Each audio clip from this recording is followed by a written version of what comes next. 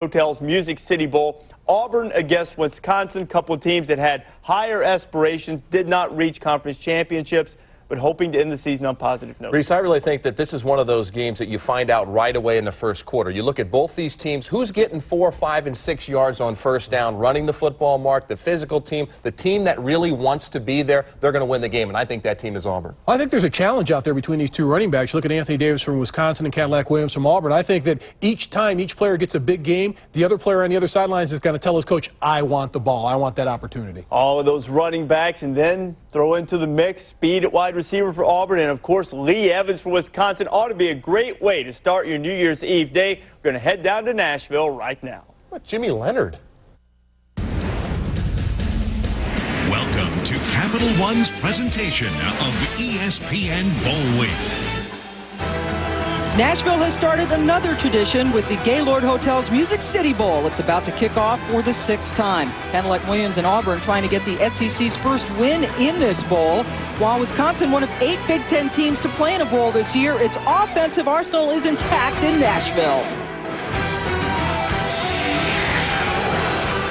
Welcome to the Gaylord Hotel's Music City Bowl. Auburn and Wisconsin meeting for only the 2nd time in their histories. They settled on a 7-all tie in 1931. It has indeed been a turbulent few weeks for Tommy Tuberville, still the Tigers head coach, after Auburn's president and athletic director sought out his successor the week before the Tigers played Alabama. And welcome into Nashville, Pam Ward, along with Chris Spielman. And Tommy Tuberville says that everything has been smoothed over off the field, but how does all this turmoil, Chris, affect them on the field? Well, I think it helps his team on the field. What it did was galvanize his players, and they kind of got behind him and his coaching staff. And it gives the coach more confidence knowing that his players did get behind him during a turbulent time. Tommy survived. He got a contract extension out of it. And it also helps Tommy Tuberville to have a guy like Carnell Williams. Well, Cadillac, to me, is the best back in the country. Now, is he going to be Bo Jackson today or Bo Diddley? We'll see. But he has the ability to be a Bo Jackson type like back. Even though he weighs in about $190, he plays like he's 240 pounds, run with great power. Now, if he's successful, then this guy, Jason Campbell, will be successful too, because they'll use him as play-action pass. He's a better play-action passer than a drop-back passer. And that will work well for them. Now, on the other side of the ball, Wisconsin finally, Chris, has a healthy Anthony Davis. They do, and Anthony Davis is what I like to call a difference maker. He's a difference maker for this offense. Not that the other guys aren't any good. It's just Anthony Davis has the ability to go the distance. He can carry the ball for 80 yards. He's a pounder inside. He's got great vision and burst and speed. That's what makes him better. Then you have Lee Evans. Lee Evans, coming off a devastating knee injury his junior year, has come back to have a strong senior year. He's a game breaker. 12 touchdowns this year. And they are ready to go. It is a beautiful day in Nashville. The Gaylord Hotel's Music City Bowl. We're getting close to kickoff.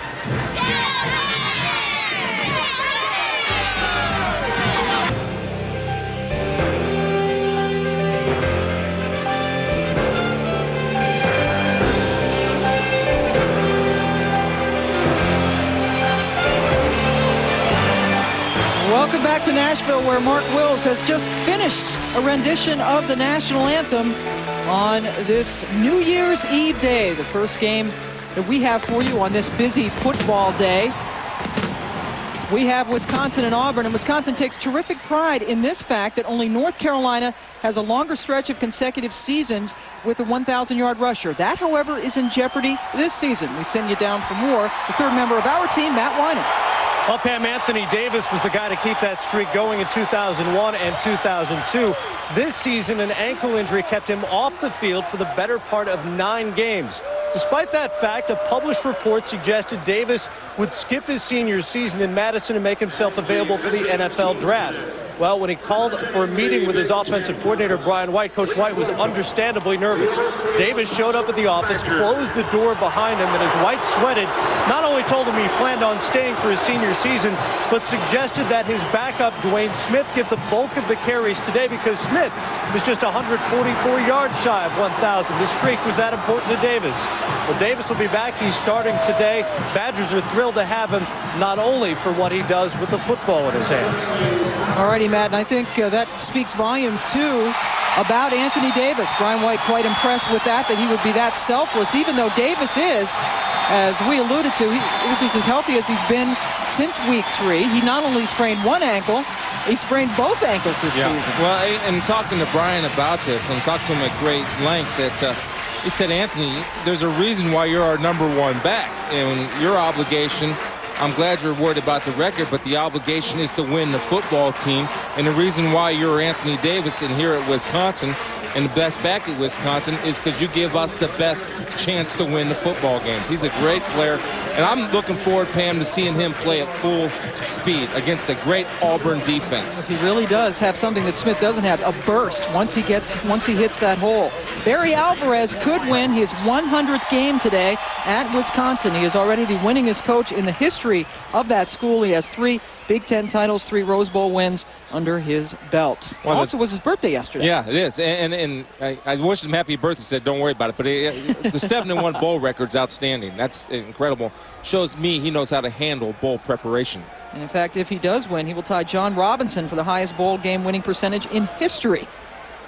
As we take a look at the coin toss in the middle of the field with the captains, Jim Sorgi among those out there for Wisconsin.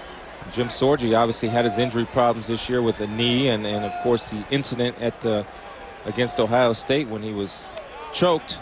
He was able to come back from that, but even Wisconsin and both coaches are class guys. And one of the great things about our job, Pam, is we get to meet these coaches and how Barry handled that situation, how Tommy Tuberville handled his situation with, guys going under the cover of night to meet with Bobby Petrino at Louisville. Yet he was able to keep take the high road, I guess, for lack of a better word, and able to get a new contract out. So everything's worked out, and both guys are good guys, great coaches, and fine leaders of young men.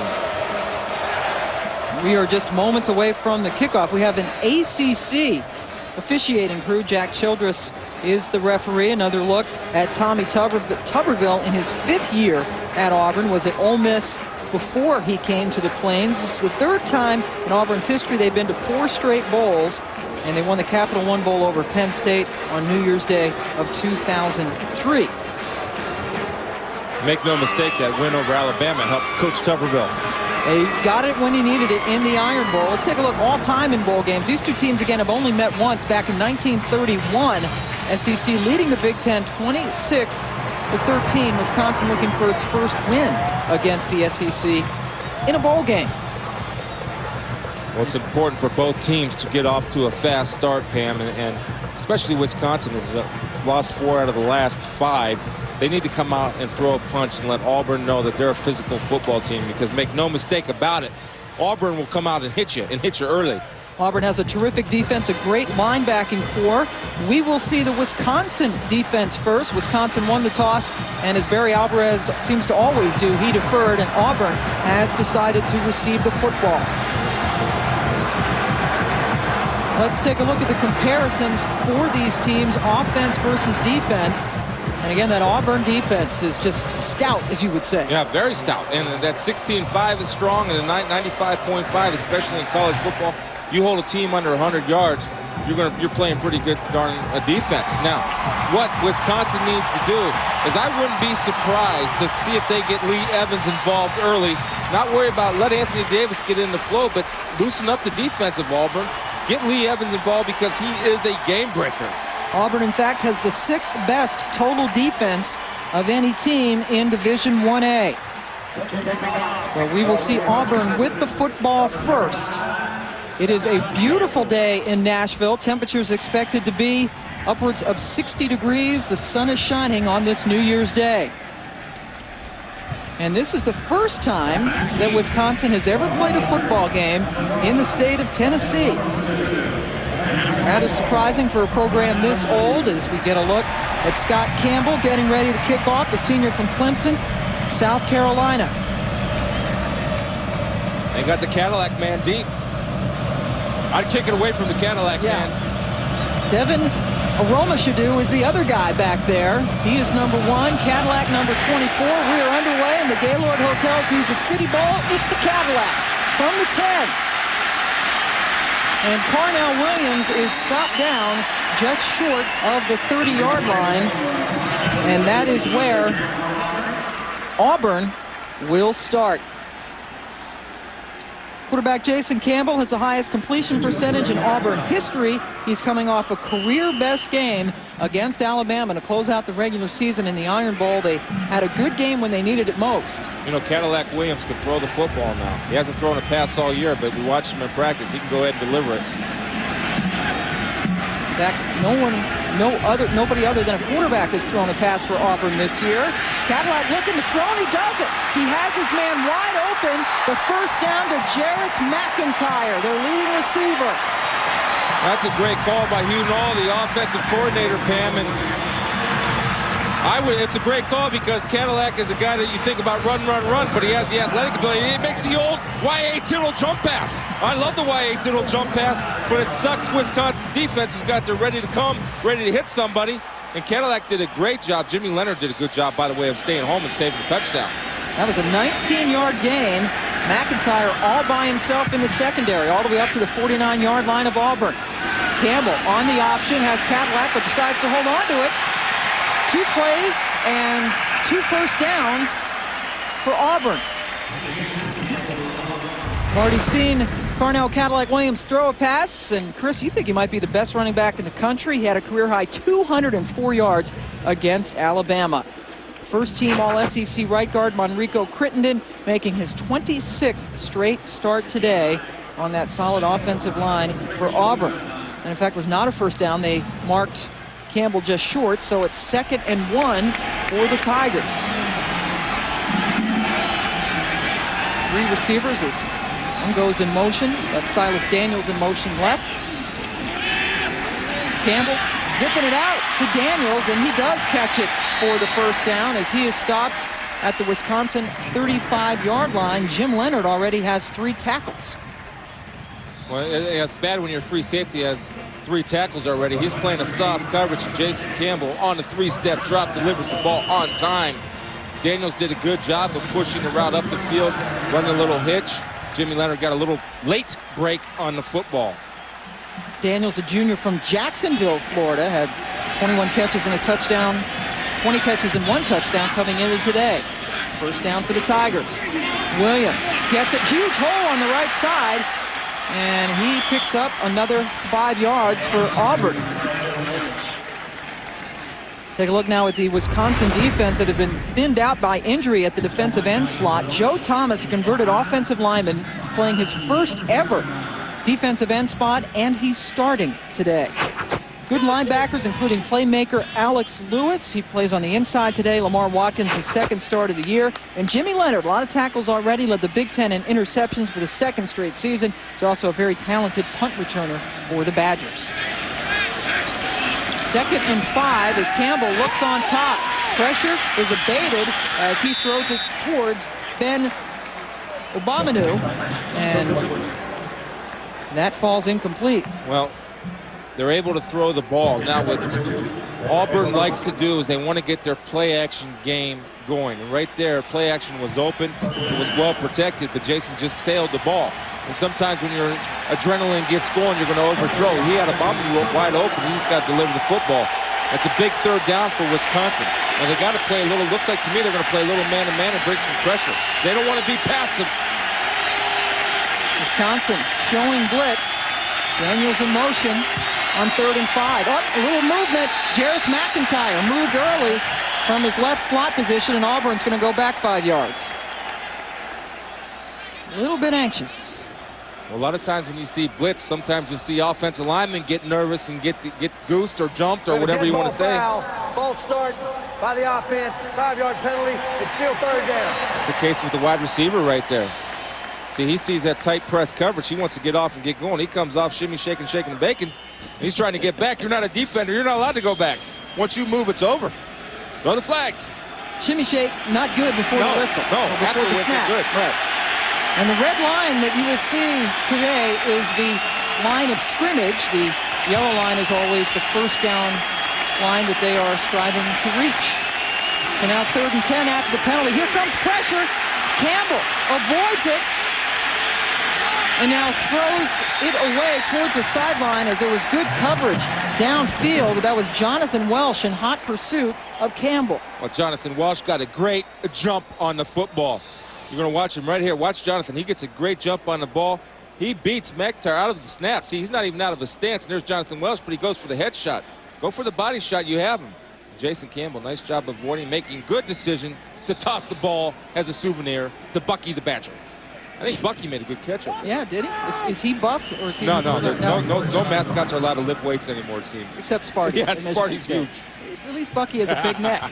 Cody Bliss is in, and this guy, as Auburn takes a timeout, is really terrific at dumping the ball inside the 20. He's done it 21 times on 59 punts. You carried a head around like that, you'd have a big neck too. Yeah, I know a guy who's got a big neck, a pretty big head as well. We'll be back. Auburn and Wisconsin.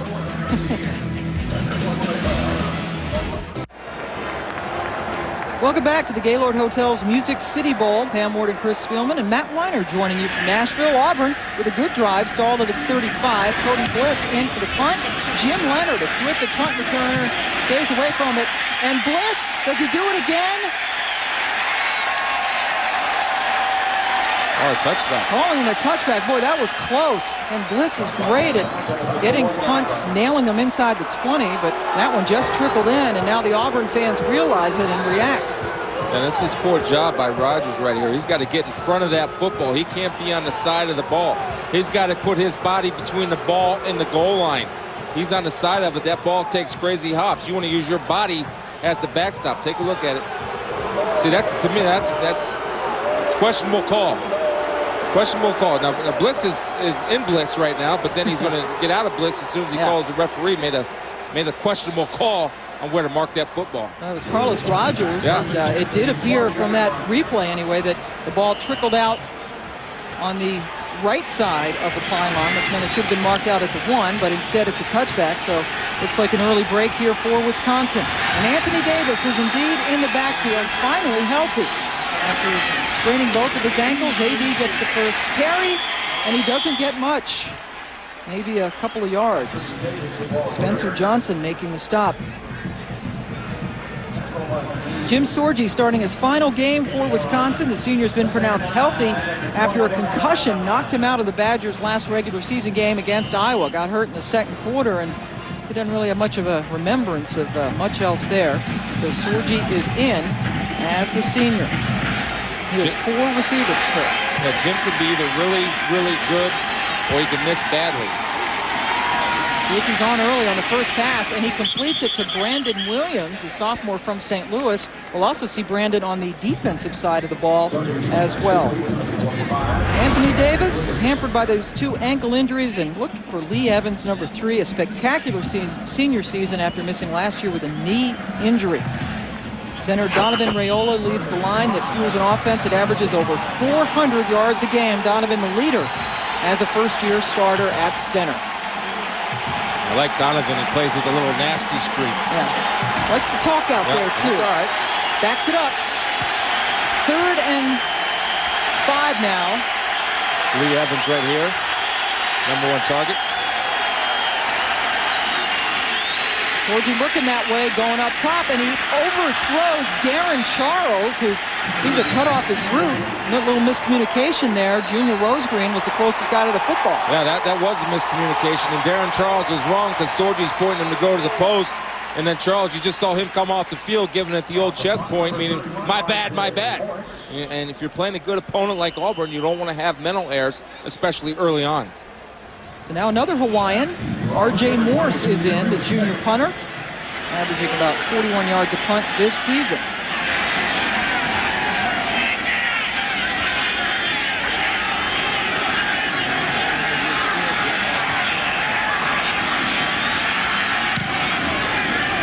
Morse booms that one towards Trey Smith. Oh, Smith is slobber knocker. Trayson Lewis with a big hit. Auburn has the ball again when we come back to Nashville. ESPN's exclusive presentation of the 2003 Gaylord Hotels Music City Bowl. Brought to you by Gaylord Hotels.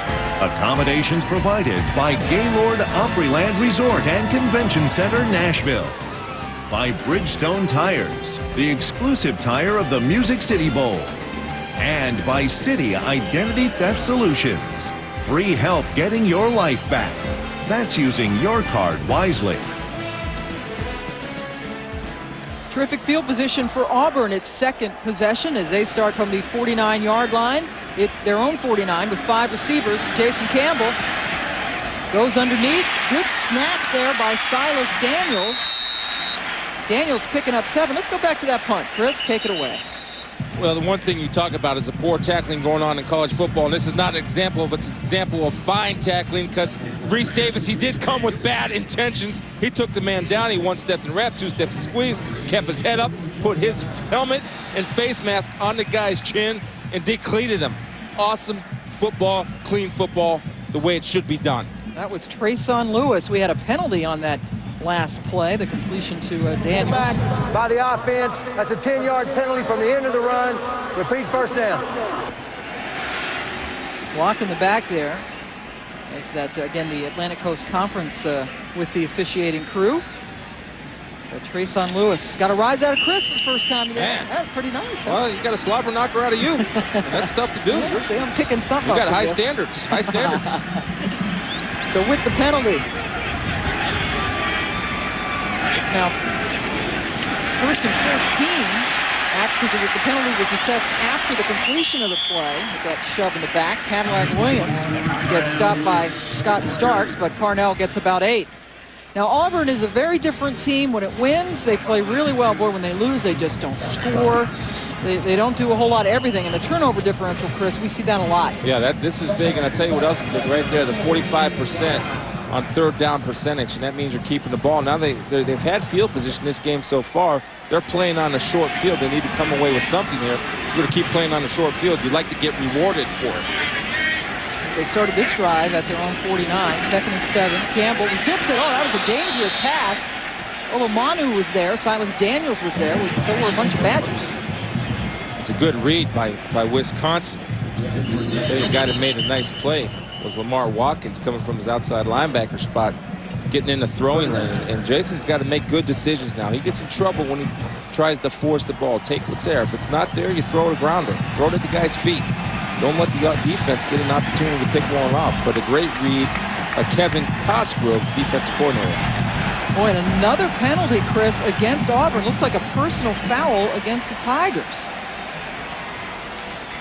So pretty undisciplined start At for the them. end of the play, there was a dead ball, personal foul by the offense, hands to the face. That's a 15-yard penalty. 3rd down. Those are things that Coach Tuberville, and any coach for that matter, shows undiscipline. And it's a reflection of the coach. And he gets upset at that, and he'll address that immediately. I wouldn't be surprised if he addressed as soon as that team comes off the field. Already, that is the 3rd Auburn penalty. About 4 minutes of play here. Big screen and draw scenario for Auburn. 3rd and 22, and they give it to Parnell Williams, and he is stopped by Alex Lewis, well short of the 1st down. Well, that's a great job of Alex Lewis coming off of his blitz. He was blitzing from the outside, readjusted and rerouted his steps, and taking the proper angle to bring down the Cadillac. Alex is a guy we've seen quite a few times this year. Boy, he's impressive. Makes a lot of big plays. Now, the other thing he does, Pam, is he plays on all of the special teams, kickoff team, and he's a punt blocking threat. And they usually line him up inside. This might be Alex right there. He's got a couple of block punts as we look at Cody Bliss's second punt, line driver, as Jim Leonard gets it at his 15. And Leonard, the best punt returner going in the Big Ten, gets it up to about the 26-yard line, an 11-yard return on a 43-yard punt. Jarris McIntyre, the receiver, with the tackle.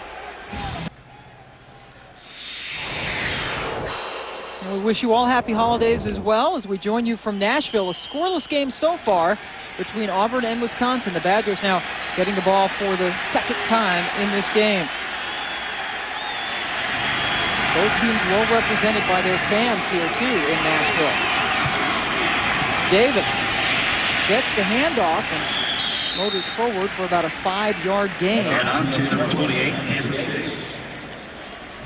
Anthony Davis coming in to this game with 605 yards on the season. averaging about 86 yards a game, the highest per game average. But, you know, again, the problem, Chris, is he doesn't play a whole lot with those hurt ankles. No, he's been banged up, but right now I can tell he's healthy. Just on that simple little cut he made on Hobbs right there. Hobbs got him, but Anthony burst by him and almost broke the tackle. Picked up 5, so 2nd and 5. Sorgi, pocket collapses, so he has to take off, and he is hammered from behind by Brett Edens, junior from Montgomery, Alabama. Let's take a look now at this Auburn defense. Just got a good look at Brett Edens with the tackle. This is the 6th best total defense in the country. In his last 3 games, Reggie Torbor, 5 sacks, 2 forced fumbles. Auburn's front 7 has 5 senior starters. Great linebackers.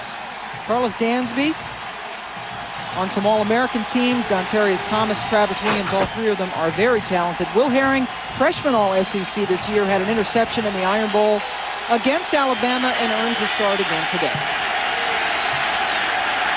3rd and about 3 for Wisconsin. Sorgi, good job to step up, fires it for the first down to Owen Daniels, the converted quarterback, with the first down catch. Here they come in and they're bringing Brandon Williams here. They're going to have a bunch formation, and watch what's going to happen. Daniels is going to come sit it right here. Brandon Williams is going to sit right there, and the middle linebacker jumps him. He's got to let him go and play the guy behind you because he's going to another zone. He's a decoy. Owen Daniels does a good job of sitting down in the zone. Sorgi did a good job of patience in the pocket, letting Williams clear the zone, and he delivered a strike through an open throwing lane. Bad defensive zone coverage by Auburn. Be patient and disciplined in your zones. And there is a whistle before the play gets off. It's the 15th catch of the season for Daniels.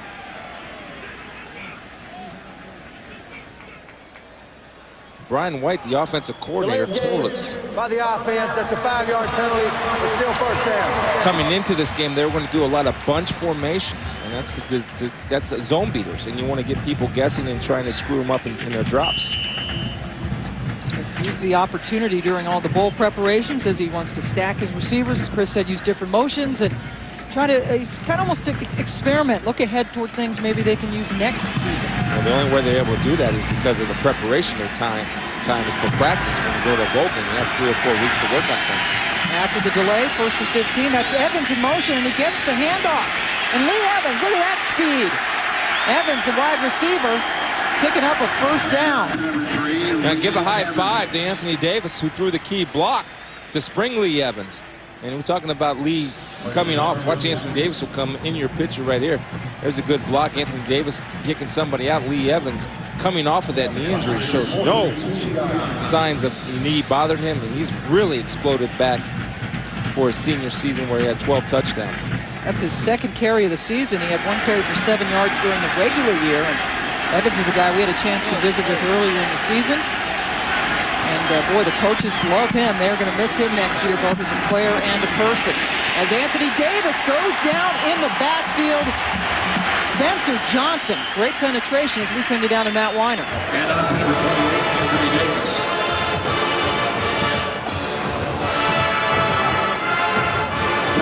Number 53, Spencer Johnson. Guys, after that last Auburn series, Hugh Knoll, the offensive coordinator for the Tigers, got in his skill guys' faces, says, guys, they're giving us everything we want. You just have to execute. Then he looked at Ben Obamanu, the receiver who got that personal foul penalty called on him, and said, settle down.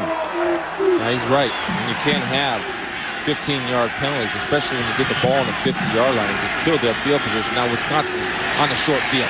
2nd and 15. Up, Sorgi bobbled the ball but held on to it as he is dropped around the 49-yard line. Reggie Torbor continues to just be a monster on this defense. Well, Reggie's an interesting defensive end. He's only about 245 pounds, but you'll see him coming. Nice spin move and getting a big wing on Sorgi and bring them down. But you see, he took the offensive tackle upfield. He came back with a spin move. That's a beautiful counter. You go with the speed, it's not there. You counter with your spin. Reggie knows what it's about.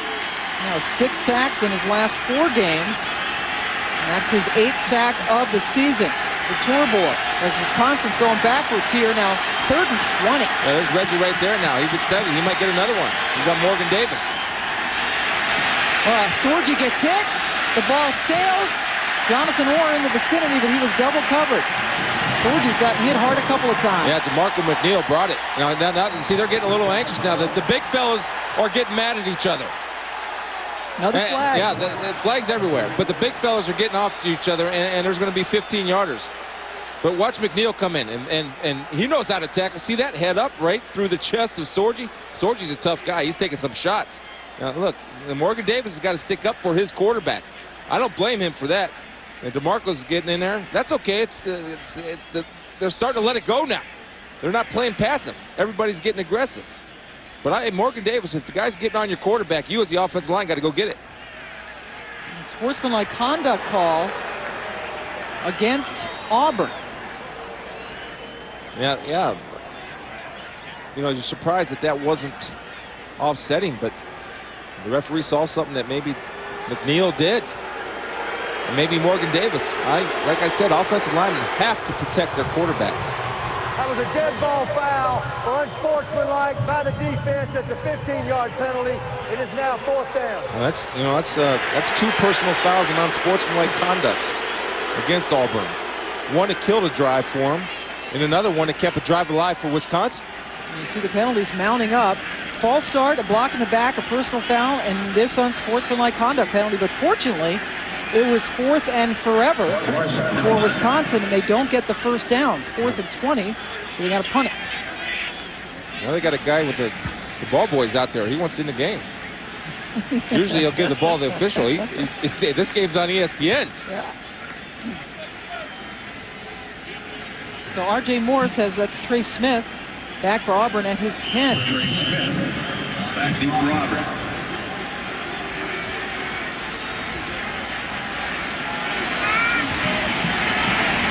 No snap.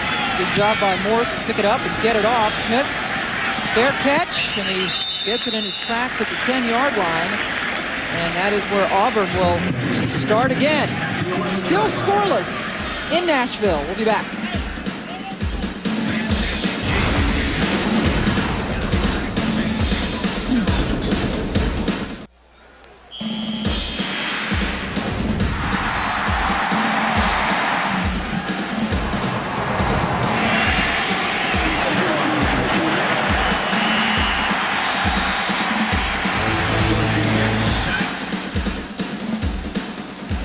Just some of the emotions here at the Gaylord Hotel's Music City Bowl.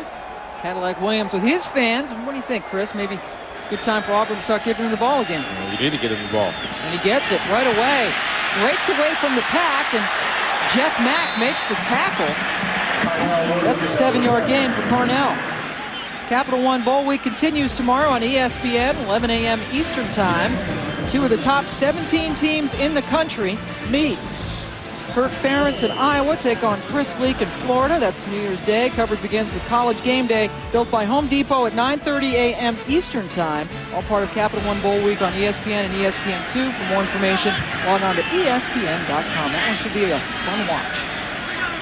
2nd and 4 for the Tigers. Campbell changing things up. Pitching to Williams. Oh, Alex Lewis gets him by the ankle. Now that's what Alex Lewis brings, his mobility and agility and speed at the linebacker position. Didn't go for the shimmy shake from Cadillac, kept his feet and was able to wrap him up.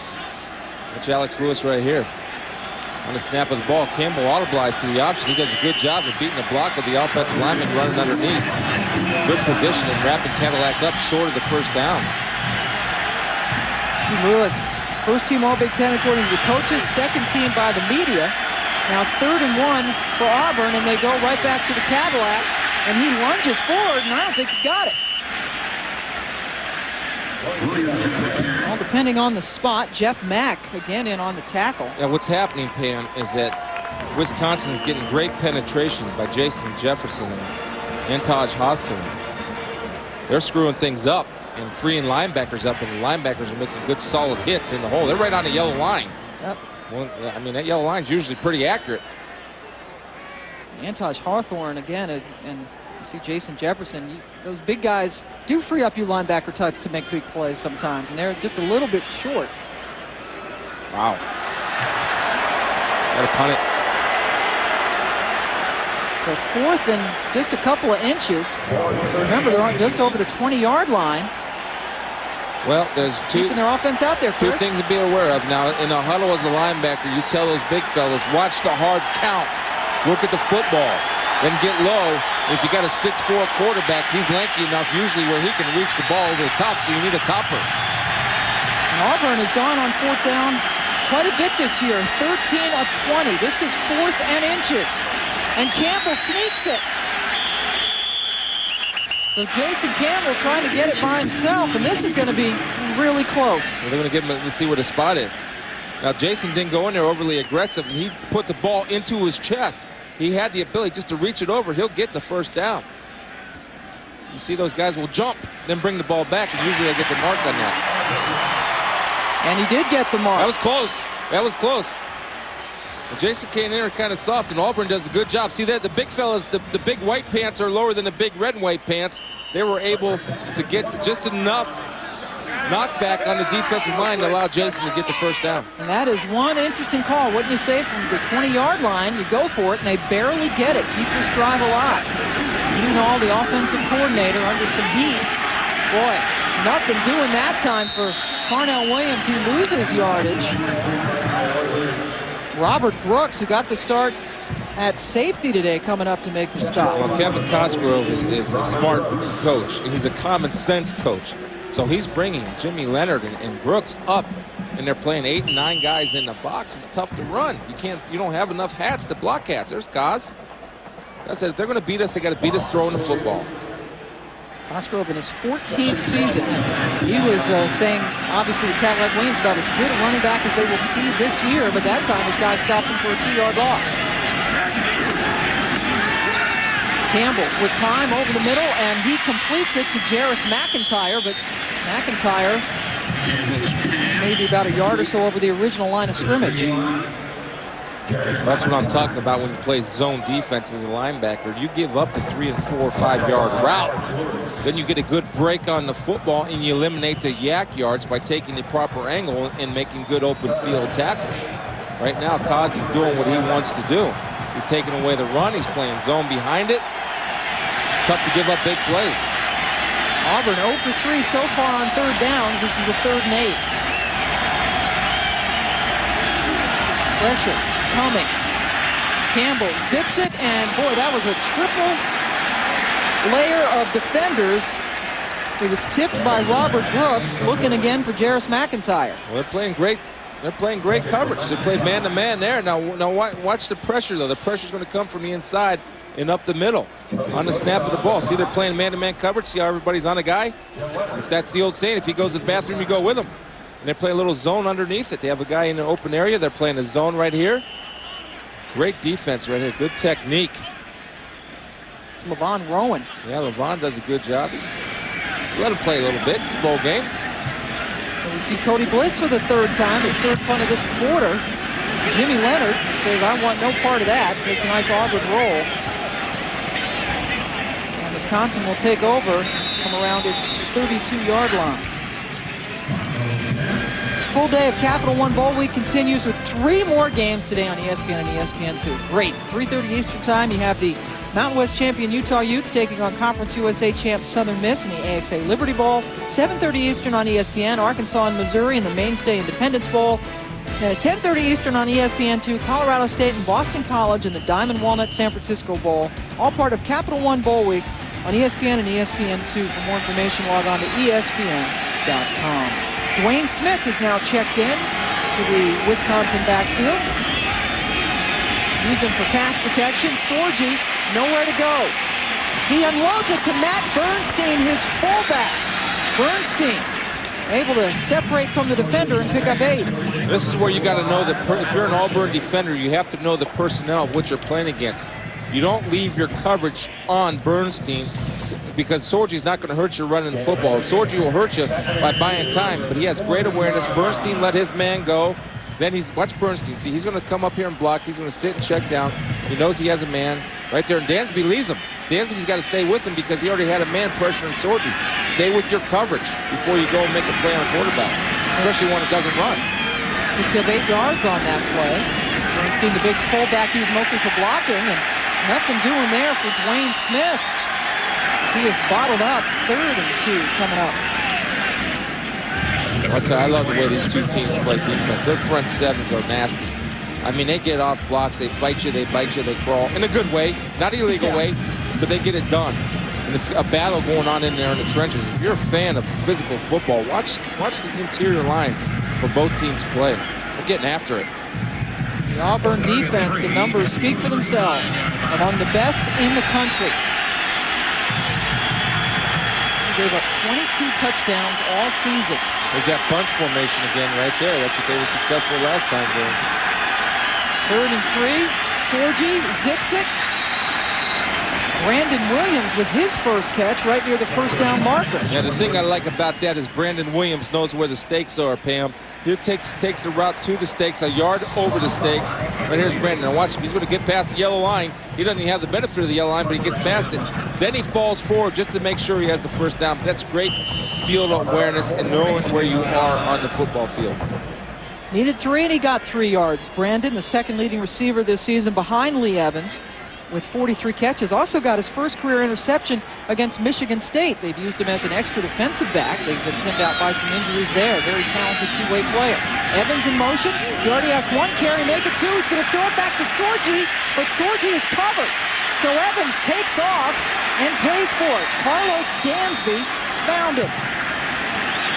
And give the assisted tackle when the play was made by Travis Williams. Probably the most underrated linebacker in that Auburn defense. Here comes Lee Evans. Here comes Sorgi. He's running right in your face. Travis Williams says, you know, I'm a sophomore. I know how to play the game. Discipline.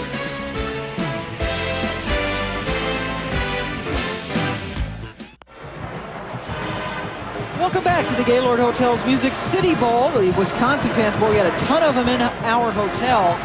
A lot of fans making the trip from Madison as well as Auburn, Alabama to Nashville. We've had great weather here the last couple of days. Not a lot of offense in the first quarter, Mr. Spielman. No, and what they're doing is they're shutting down the run. And if I'm Wisconsin, I'm going to come out and work my 3-step passing game. Now, Auburn's shown a lot of 2 deep. That means they have 2 safeties deep, and they're playing corners pretty tight. But Wisconsin has come to a little bit of a spread offense to get things opened up a little bit. First play of the second quarter, Sorgi opening it up, and he delivers. The ball is complete to Brandon Williams, who breaks a tackle and picks up some extra yardage down to the 40. And it's a good move by Brian White to spread the field a little bit, and that's on Rogers, the best defensive back.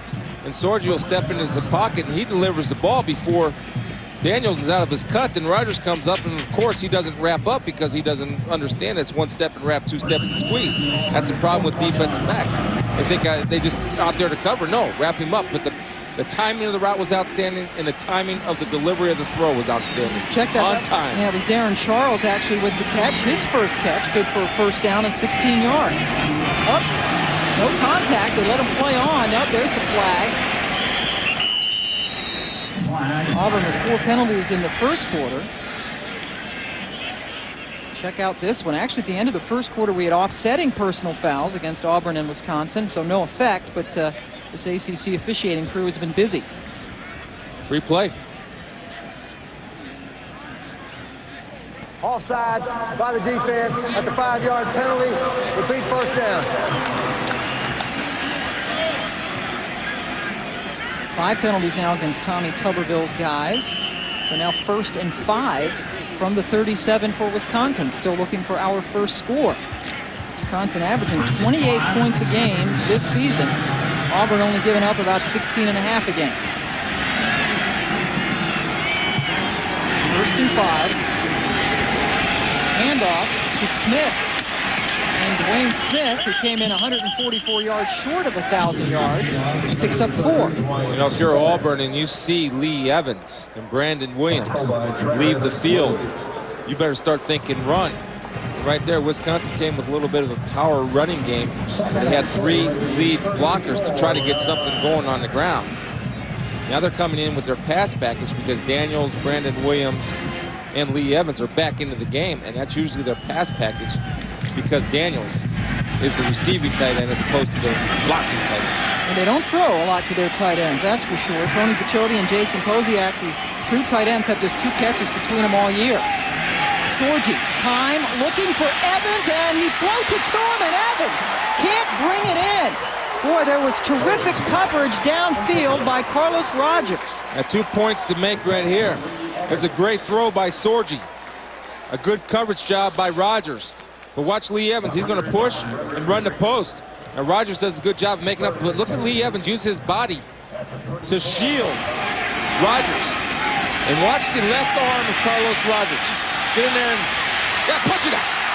It's a great job of avoiding contact. And Lee Evans, to me, has to go up to the highest point to avoid that. He tried to catch the ball down low with his chest. No good. Go up to the highest point and catch the ball. But great job by Rogers of using that left hand to punch it out of there. In 10 quarters since Auburn was allowed a passing touchdown in a bowl game. Great play by Rogers. Sorgi all by his lonesome. Breaking free for the first down and a lot more as he plunges inside the 20-yard line. Well, Rogers makes a stop, but that's 15 yards. Now, Brett Eddins got nosy. Play your responsibility. If you have contained, that means nothing gets outside of you. Brett Eddins jumps inside. Jim Sorgi, there's Eddins saying, oh my gosh, I should have done that. I should have got inside. Sorgi, don't do moves, Jim. Just get down, man. Just get down. Jim is a good quarterback. He really is. But Eddins got nosy in there. That's a great call by Brian White, the offensive coordinator. Knowing you have an aggressive defense, run a little bootleg, a little naked bootleg. Sorgi, not known for his running ability, does have a couple of rushing touchdowns from close in on this 9th play of the drive. Smith, he has nowhere to go as he is strung out by DeMarco McNeil. Yeah, I like DeMarco McNeil. Talking to Gene Sizik, the defensive coordinator, he's had a great year for them. Reggie Torbor, 82 in on that. Just a great defense. Yeah, they come after you. And Reggie Torbor is the most athletic defensive lineman at 6'5", 245 pounds, and he'll chase it down now. He's got a motor that runs all the time. Torbor, 2nd team All-SEC by the writers and the coaches. He's already graduated. Tommy Tuberville, understandably very proud of that fact that he has over 6 graduates playing today. 2nd and 14. Torbor again, pressure on Sorgi, but he gets it off, and Darren Charles makes the catch and stretches for the first down. Well, let's go down to Matt Weiner. Pam, Chris was just talking about Jim Sorgi and what a good quarterback he is. This is his final game as a collegiate, and nothing like putting a little pressure on yourself. He says his entire legacy rests on this game because he's been injured. He's been out of a couple of big wins and not been able to finish off games. Everything, he says, is riding on the Music City Bowl. He's taking some shots, too, Pam. Well, he certainly has. Tough guy. And again, we mentioned that in the last game of the regular season, knocked out with that concussion. He was choked in the Ohio State game, so Matt Shabert became the hero with the game-winning touchdown pass. He's 6 of 9 for 59 yards so far as Sorgi. Anthony Davis trying to get outside. There's that little burst, and he shows a little power, too, as Junior Rosegreen corrals him. Let's take a look at Jim Sorgi today. One thing that he's doing is he's being patient. He's playing with a lot of confidence. And what I like, 2 passes to Darren Charles. He's delivered the ball before Charles has come out of his cut. And right here's a good job of ball handling. Very Peyton Manning-esque. and Jim's trying to try to do the shimmy, shake, shake, and bake. Just got the shimmy out, didn't get the shake.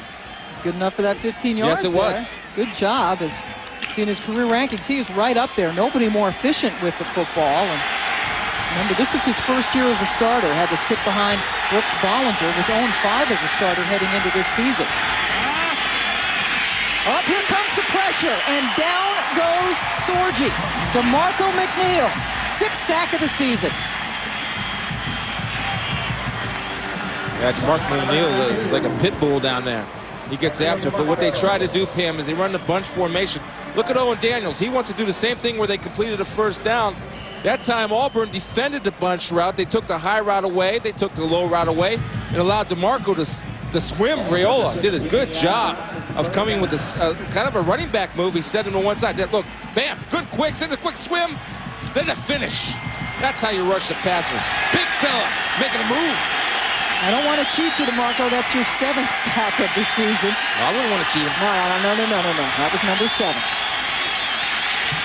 And no play, perhaps a delay of game against Wisconsin as Sorgi thumped the ball down in frustration. As he's getting on the offensive line now. Don't make those guys too upset. If it's a delay game, that's on coaching. Get the play in. Delay of game, offense, 5-yard penalty, still third down. That makes it third and very long. This is the 6th annual Gaylord Hotels Music City Bowl from the Coliseum in Nashville. Pam Ward, Chris Spielman, and Matt Weiner joining you. A game between Wisconsin and Auburn. Not a lot of offense until this Wisconsin drive. Wisconsin now with 81 total yards, but facing a 3rd and 21. 3rd and goal from the 21. There's that stack formation we talked about to try to get Lee Evans open. Take a shot over the middle, and it's complete to Evans, but he is stopped short at the 3-yard line on Tavis Pitts on the coverage. Well, let me explain the reason for the stack formation. It makes it difficult for the defense to make a decision. Darren Charles is running up the field. Lee Evans is trailing, and it forces the defensive back to stay in his back pedal a little bit longer. See how he's up the field? He's going on the takeoff. He's going to run the post, and again, the ball delivered on time. It's a nice job by Pitts of securing the tackle before Lee on the skinny post gets into the end zone. That was Evans' first catch, good for 17 yards, but 3 yards short of the end zone. So Mike Allen is in, attempting a 20-yard field goal. And Allen, who has been hampered by a hip injury all season, punches it through. And finally, we have ourselves a score. If you're a big man and you're playing that 3 technique or 1 technique, and your dirt's in the nose, your nose is in the dirt, and you want to move like that, finish the sack. Big Mac with the sack.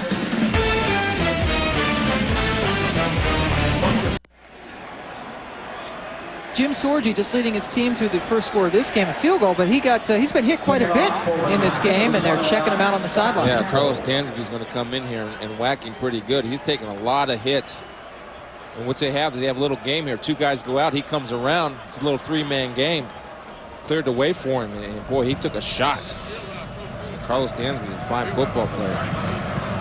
First team All-SEC for the 2nd year in a row, and the coaching staff talking about what a great leader he has been, along with Dontarius Thomas during the turbulent few weeks that all the younger guys follow their lead, both as players and people, and they're very impressed with that young man, and a terrific football player, needless to say. So it's 3-0 Wisconsin after Mike Allen's field goal.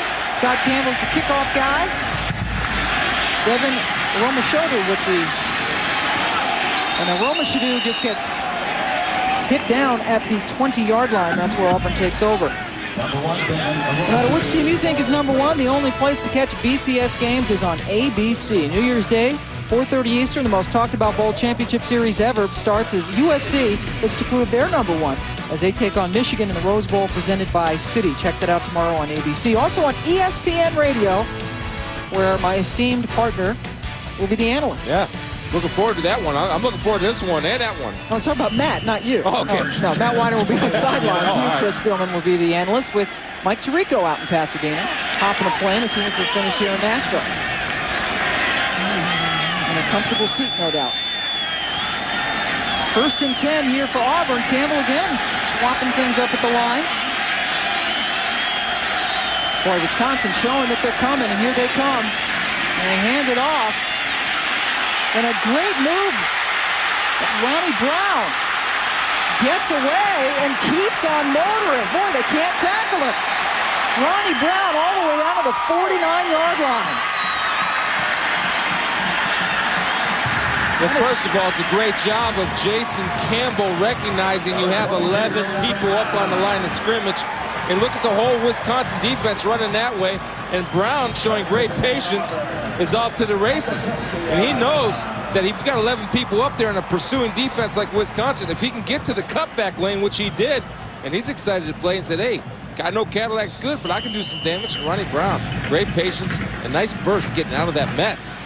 Ronnie Brown, 29-yard gain, his longest of the season, had been 22 until today. And well, the Wisconsin coach has told us it's not just Cadillac Williams, it's Ronnie Brown as well.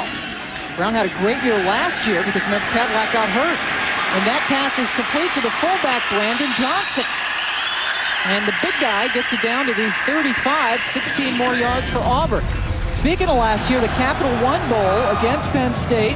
Penn State got out to the early lead. Robbie Gould had 3 field goals on the day, but here comes Ronnie Brown, number 23, kept the Tigers in it, 1-yard run. Then late in the fourth quarter, he took off for 17 more. Auburn wins it 13-9, 2 TDs, 184 yards rushing on the day for Ronnie Brown. And he has come in and done a terrific job already. Leg injuries hampered him a little bit this year, and he's also playing behind Cadillac. A little play action now. Campbell steps up and goes down as he is dropped for a loss by Alex Lewis. What they're trying to do is establish the play action pass. They feel that Jason Campbell can be more effective through the play action. But you see again the pressure by Wisconsin. Thomas, Jason Jefferson, and Alex Lewis, who does not miss open field tackles. Boy, it's a good job of coverage downfield, forcing Jason to step up. Linebackers running the football. That is the 9th sack of the season for Alex Lewis. He does everything for this football team. They'll miss him, the senior from New Jersey. 2nd and 11. Boy, Campbell's doing a lot of changing at the line today. Decides to hand it off.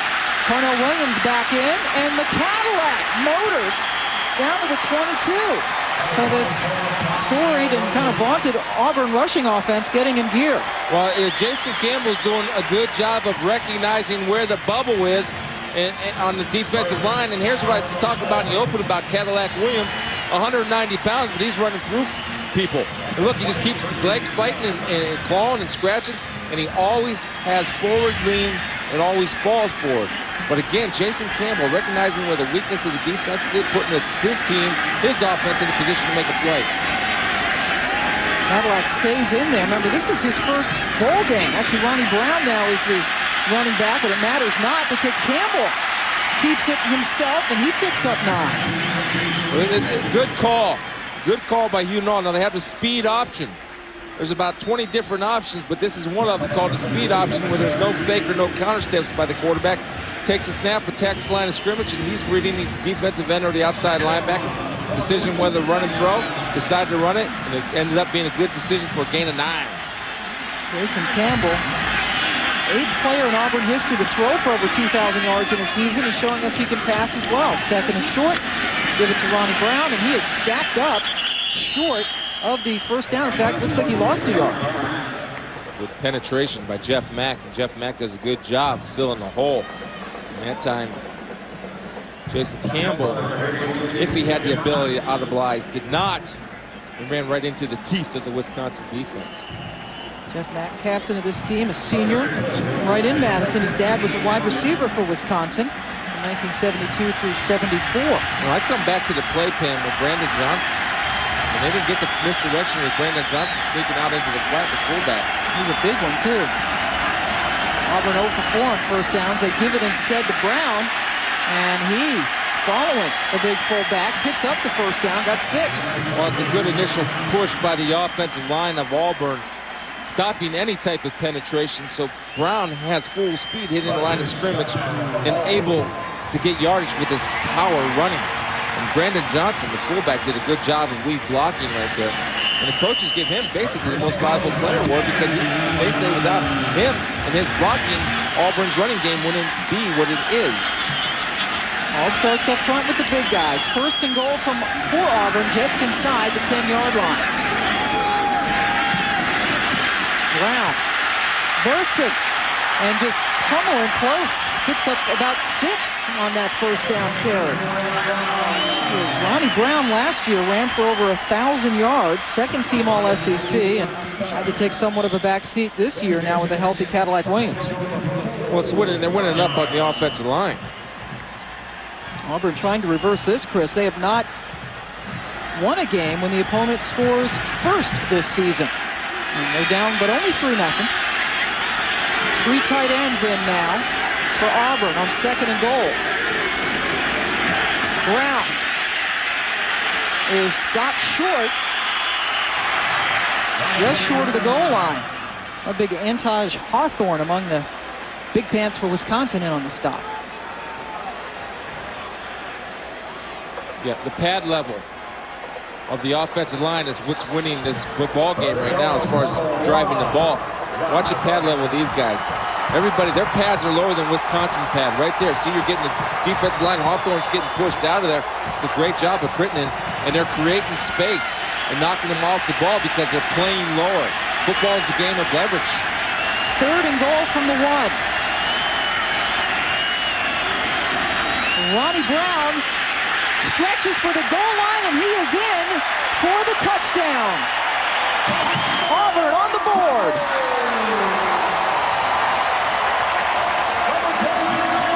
Yeah, Jimmy Leonard had him, and he missed him. He had him about 2 yards in the backfield, and he missed the tackle. It allowed Ronnie Brown to sneak up in there. I'll tell you, Cadillac's good. This Ronnie Brown's good. Take a look right here. Comes Jimmy Leonard. He's got him in his sights. He just misses a tackle, and a great effort of field awareness by Ronnie Brown of leaning the ball over for 6. 5th touchdown for Brown this year as John Vaughn is in to add the extra point for Auburn. So the Tigers get on the board and get their first lead at 7-3. Ronnie Brown. See, Cadillac Williams not the only guy who can run the football for Auburn.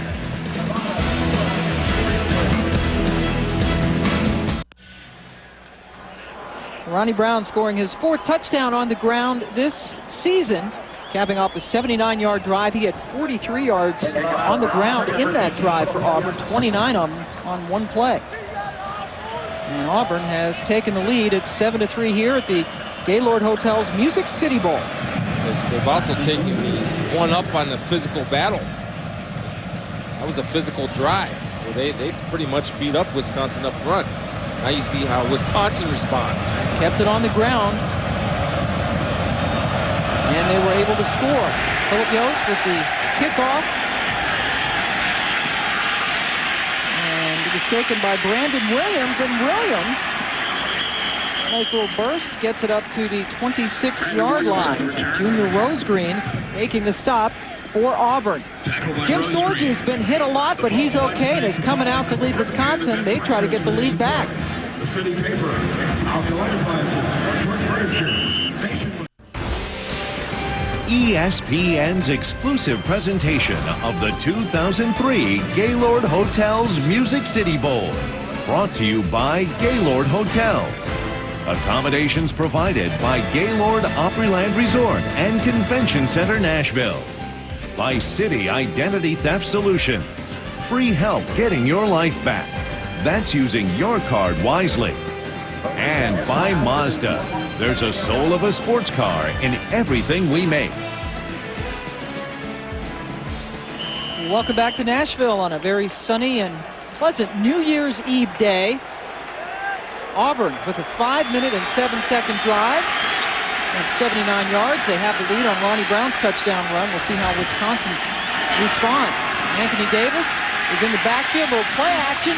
Lee Evans is open, but he goes to his underneath guy, Brandon Williams, and Williams busts that open for a big play. As we send you down to Matt Weiner for more on the Wisconsin offense. Pat, that's a perfect example of what the offensive coaches are going for. Apparently, they believe they're going to win this game down the middle. Henry Mason, the receivers coach, said, we think we can take our shots over the middle of the field and go vertical. Meanwhile, offensive line coach Jim Huber went over to the running backs, Dwayne Smith and Anthony Davis, and said, guys, follow your blockers. We want to run downfield. You go outside, you're on your own. And they want to keep the ball inside because of the speed of Auburn's defense and their ability to track receivers. Anthony Davis, oh, there's that burst! Anthony Davis, like a flash, breaks free and goes all the way down to the 20. And that is the difference. That's what they miss when he's not there. And just like Matt said, stay inside. That time, Anthony Davis doesn't pop it outside. Look at him, falls blockers inside, and there's the speed and the burst and the power that people in the Big Ten know that Anthony Davis can deliver. Hit a nice little hit there on Will Herring. Yeah. He became the hitter, not the hittee. See, a terrific game against Akron. Then we had him in the third game against UNLV. And since then, as he hurt the ankle against UNLV, hurt the other ankle against Northwestern, and it all went downhill from there. But boy, he shows you when he is healthy, he's unbelievable. Now, here's that stack right there with Lee Evans behind. Try to free him up. Looking that way is Sorgi. going for Evans. The ball is tipped, and it is incomplete. Carlos Rogers. Second time he's tipped a pass away today. Well, a good plan, but that time Auburn adjusted. And I'll tell you, Carlos Rogers, the best cover corner on this Auburn football team. And I like it going to try to get the ball to Evans, but Carlos Rogers showed some hops. Get up, baby. Man, he could have did a 360 jam. Where's the hops? He's got them. He's got speed, too. Yes. He was a 10-700 guy in track in high school. Very good high school running back, and showed you that he can cover the talented Lee Evans as well. 2nd and 10. Sorgi out of the shotgun. Hands it off, and Davis tiptoes over a defensive lineman. Picks up 3. DeMarco McNeely went over momentarily. DeMarco made a tackle on his back. He's got a battle going on with Raiola. Raiola's a feisty fighter in there. DeMarco showed what he can do, and that's a great play. And the more I watch DeMarco McNeely, the more I like him. And he's what people want in the NFL. A guy that's a nasty run stopper, and if he has the ability to rush a passer from a 2 technique or 3 technique, he's a big-time player. Right? Yeah, watch him. First team All-SEC, 3rd and 7. Badgers. Sorgi's receiver slipped down. He was going for Darren Charles. Well, Herring comes in on the blitz for the safety, and Sorgi's taking shots. I mean, every time he is dropping back to pass, he is getting hit, but he's still hanging in there and making a tough throw, knowing he's going to get hit, and that takes a lot of guts from a quarterback. Bam. Herring trying to get in the throwing lane. Got both running backs in for pass protection that time, and he still got hit. Yeah, it didn't matter. So we see Mike Allen for the 2nd time today. This is a 35-yard attempt. He hit from 20 in the first, or earlier here in the 2nd quarter, I should say.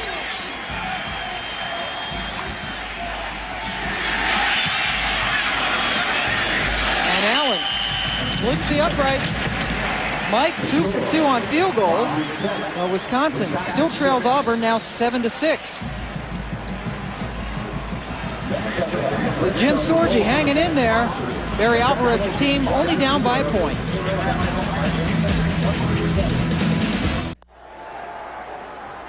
Mike Allen's 35-yard field goal capped off the 57-yard drive for Wisconsin. It's Jim Sorgi going over and talking to his guys, the senior quarterback. If I were Jim, I'd put some rib pads. Oh, he's got rib pads on. You see that right there? He's a skinny guy. Couldn't tell he had rib pads. I'd put rib pads on the shots he's taking. Maybe that thing, too, would give a little protection. Oh, that's nice. Is that real? It looks like it. Yeah. That poor badger.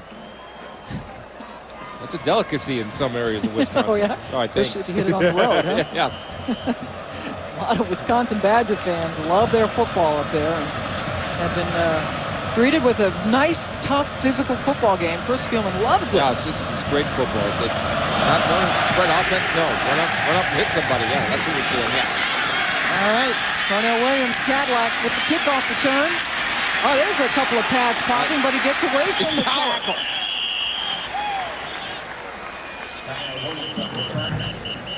We have a flag down on that.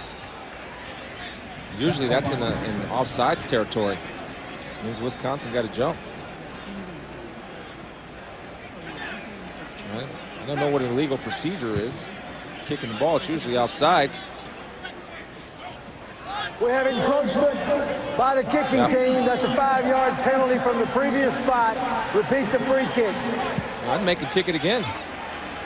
You got a guy like Cadillac back there, make him kick it again. And they will. And Cadillac, you saw what I meant about the power. Brooks is a tough kid playing safety, and Brooks gave him a face full. Cadillac just ran through the face. So with the encroachment penalty, you see Carnell's pretty good kickoff returner as well as a great running back, about 21 yards per kickoff return, and you'll get another opportunity. See Jason Campbell operate the 2-minute offense for Auburn. 2 timeouts left. Again, for those of you that don't know, in college football, the clock will stop on first downs. Campbell getting ready to go back out with Auburn, which had terrific success the last time it had the football. It's a 79-yard drive, chewed up 5 minutes worth of time, keeping it on the ball almost on the ground, almost exclusively. He's doing a good job of managing the game too. Yeah, making a lot of changes at the line of scrimmage. It goes with simplifying what Hugh and all wanted to do, and Coach Tommy Tuberville. They want to simplify their offense and let Jason Campbell put them in a position to have a successful play. Kicking off now from the 30 is Scott Campbell. Aroma Shadu gets it at the 11. He breaks the tackle initially and then is stopped short of his 25 as we send you back to hear what's coming up at the half with Reese Davis. All right, Pam, Trev Alberts, Mark Mayer here. You know, a lot of people might be off work, Mark, but I don't think it's a holiday for Matt Brown. And I'll show you why the Washington State defense was too much for the Texas offense to handle. We'll preview the AXA Liberty Bowl and a defense that even Chris Spielman could enjoy. Southern Miss taking on Utah. But we'll also talk some offense. We are on the eve of the Rose Bowl. USC and Michigan getting set to do battle. We'll take you out to Pasadena. Thank you, fellas. We will see you in 2 minutes and 27 seconds of playing time. Rod Davis, one of those guys leading that Southern Miss defense. We'll see them later in the Liberty Bowl as Ronnie Brown gets a couple yards, make it 4 yards on first down. No problem there. You can run the football, see if you get something going. Got a lot of time, 2 timeouts left. Now, I don't know if I'd be doing a lot of huddling. Yeah, taking their time here. And kind of jogging and sashaying, as they say, up to the line of scrimmage. Still haven't figured out what sashaying means. Yeah. Inside 2 minutes. Play fake. Campbell looking down, and he has his man for the first down. Courtney Taylor isolated one-on-one with Levon Rowan. Now, Courtney Taylor does an excellent job of coming back for the football. Pushing Rowan up the field. Watch him. He'll push Rowan up the field. Rowan has pretty good coverage. And watch him come back. Come back for the ball. Work back, and goes up, catches it with the hands. Good job of Courtney Taylor. His first catch today, first team All-SEC freshman team, now has at least one catch in every game this season for the Tigers. It's a 13-yard gain, first down Auburn. Ronnie Brown again. Stopped at the 46-yard line as the clock keeps rolling. Robert Brooks with a stop. Pick up a 4. Cadillac's been on the bench the last 2 series. I mean, he's a pretty explosive back. I know Ronnie Brown is too, but usually Cadillac was a notch above, according to the coaching staff. Ronnie Brown, very productive last time Auburn had the football. A 29-yard run among his production there as Campbell takes him up to the line. Back to Ronnie Brown. And he is stopped short of the 50. They're going to be about 3 yards short of the first down. Antosh Hawthorne, the junior from Hamden, Connecticut, makes the stop. The clock, we are inside of 40 seconds. They still have the 2 timeouts, and they're going to take one now. Yeah, they're taking their time. No sense of urgency. Timeout with 39 seconds left to go. We'll be back.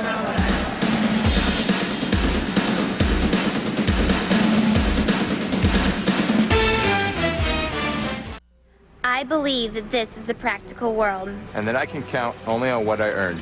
Therefore, I believe in work. Hard work. I believe in education. I believe in honesty and truthfulness. I believe in a sound mind. In a sound body. And a spirit that is not afraid. I believe in the human touch. I believe in my country. And because Auburn men and women believe in these things. I believe in Auburn and love it.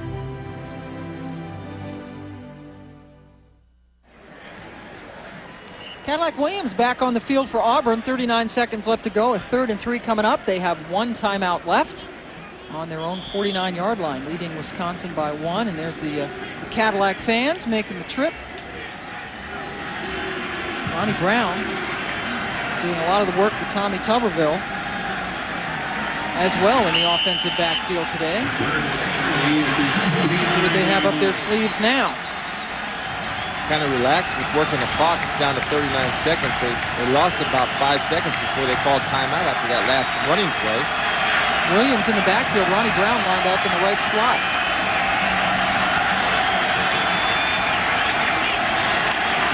Hugh Campbell into block. Williams into block as Campbell completes it for the first down to Ronnie Brown. Well, they come back with a bunch route. Let's see where they mark the ball, because I thought forward progress would have gave them a little bit of better spot than they got right there. Yes, that's why I look like a first down here. Yeah, he was 2 yards past the stake when he got hit. Some of the Auburn fans who were sitting in front of us, the orange-clad fans, the red-clad fans on the other side of the stadium, and some boos are coming up because it did look like a first down initially. At least it stops the clock here with 22 seconds left to go.